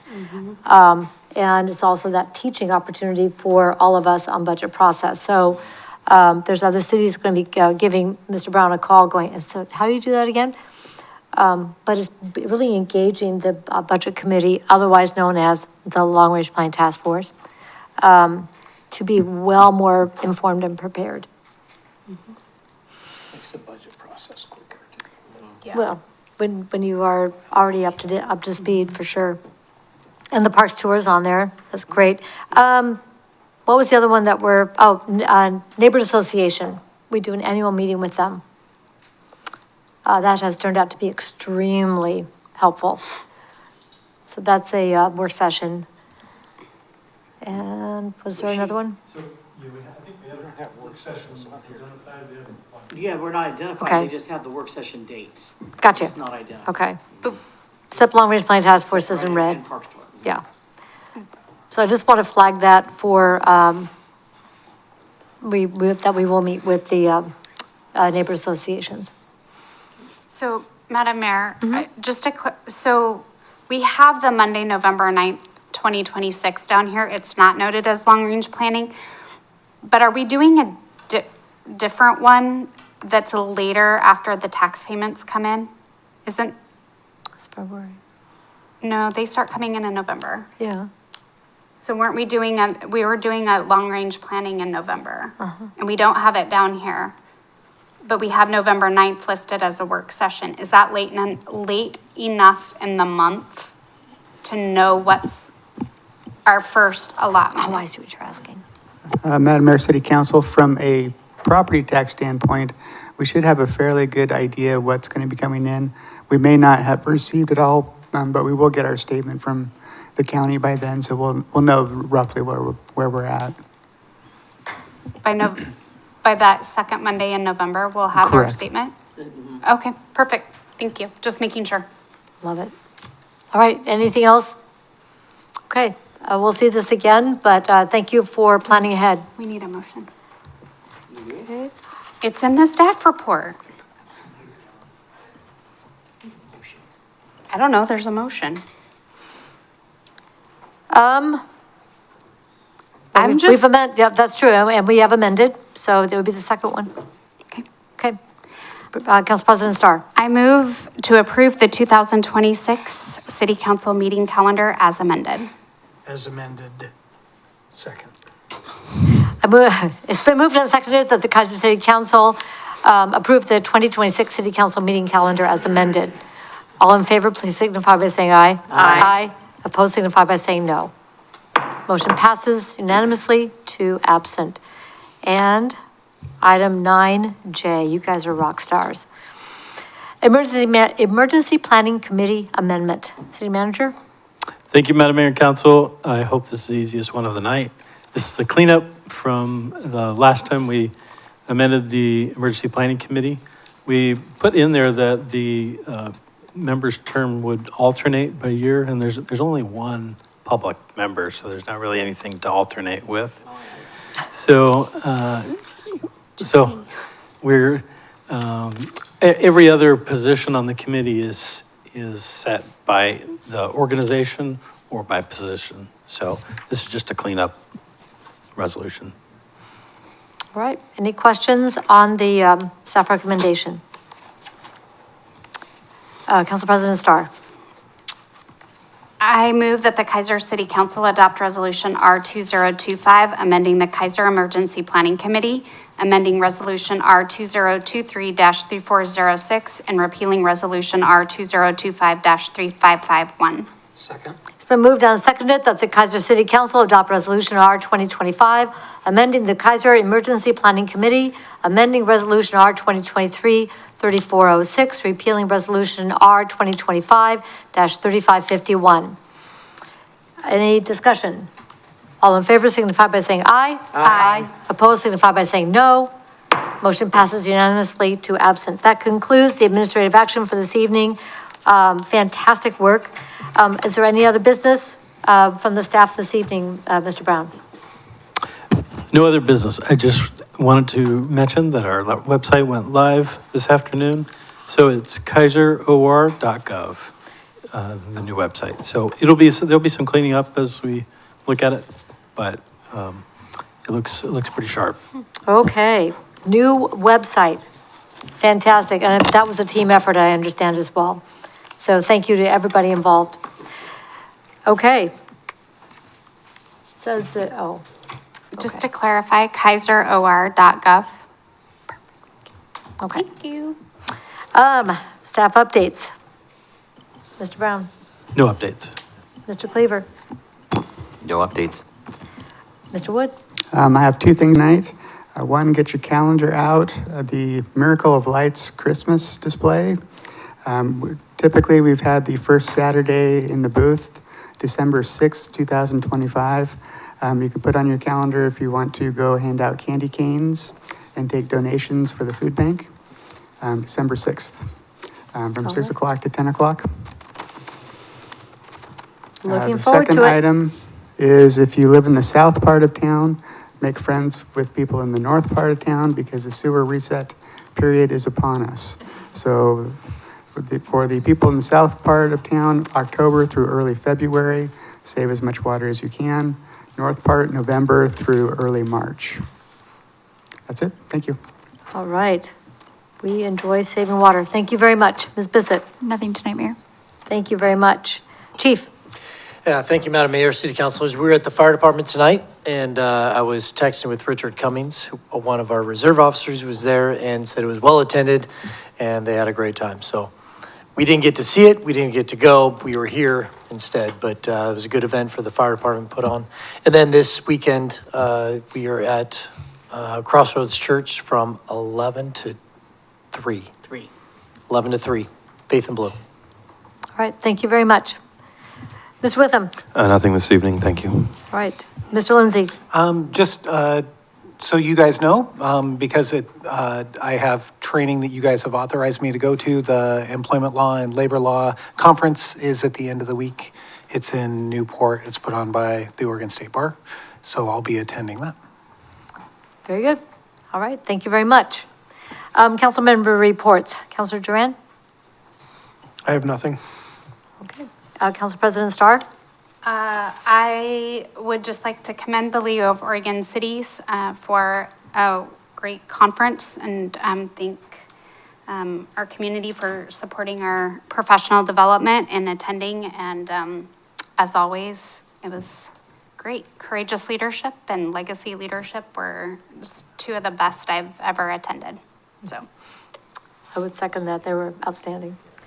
All right. Thank you very much. Councilor Kohler. Just a couple things very quickly. The Kaiser Community Dinner, we fed about 245 people. So that was a very successful evening. Appreciated being able to work with the police fee task force this last week, and I think we're making some good progress there. And a very special thank you to those who allowed us and helped us with the Ed Harris Traderie this last weekend. We raised just under $9,000 for kids' scholarships so they can go to scout camp and things. And so Lily and her staff worked with us, and we appreciate that quite a bit. Thank you. Very good. Thank you very much. Counselor Parsons. Thank you. The big toy is done. Yay! So the only thing we're waiting on is new signage. Are we handwriting it and then hand sewing it? I mean, what's the delay? Yeah, I actually got a quill for my birthday, and I was gonna, Well, good. I mean, seriously. Calligraphy. You probably could do that. no, they have been ordered, so we're waiting on them. Now, are just the big ones, Adam, or did we also get the vinyls for the small ones? I don't know what's so funny over there, Council President Starr. I think we got the small ones too. Oh, fantastic. Okay, well, let me know. I'll help put them up. Okay. Rude. It's late. Apparently, the giggles have set in. I'm going to echo what Council President Starr said about League of Oregon Cities. It was a fantastic conference this year, a lot of very substantive material, great workshops, and of course, meeting great people from across the state who are doing what we're doing tonight, and that is serving our communities as elected leaders. I've been involved with the Council of Governments Legislative Committee. You noted that we are rescheduling the legislative gathering, and that's going to be likely in January, given all the timing for some of the special sessions and legislative days of the legislature.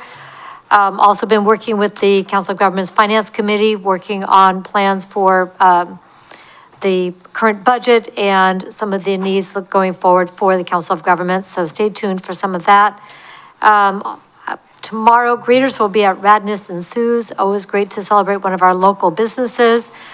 Is anyone going to be available to attend Latino Business Alliance this Thursday morning? I have a conflict at that time, and I know I can't attend. Is anybody else going to be able to be there? Habitat is the same time if you're going to the Hope Builders. So check your calendars for that. A chance to be a speaker for the Chemeketa Community College Leadership and Management class this week. And of course, if you have books, and I know somebody got 2 pickup loads full of books for our community library book sale, which is on the 17th and 18th. Thank you, Mike Lowry, for paying attention and bringing those books to our library. Support a local library, October 17th and 18th, to buy books. Turn them in now if you want to get them into the sale. And that is all I have. Let's go to agenda input. So the first one on the list is Monday, October 13th for and that's a week from today, for the Urban Growth Boundary work session. We are going to have 3 absent. So Councilors Cross, Christopher, and now Parsons are all going to be out of town. So I would recommend that we reschedule to January. Any objection? Okay, but we are going to reschedule that to January. We'll meet on October 20th in regular session. Monday, October 27th, we will have a work session on the sidewalk gap and repair project or programs. And then Monday, November 3rd, 6 p.m., regular session. That is all I have. Is there anything else to cover for tonight? Oh, do we need to approve a Zoom for Councilor Parsons for, thank you. I mean, it's not till the November meeting. Okay, so we'll put that on the agenda for our next meeting. Okay, so we'll take up the issue of approving Zoom for Councilor Parsons on November 17th. That is all we have for this evening. The time is 9:29 and we are adjourned.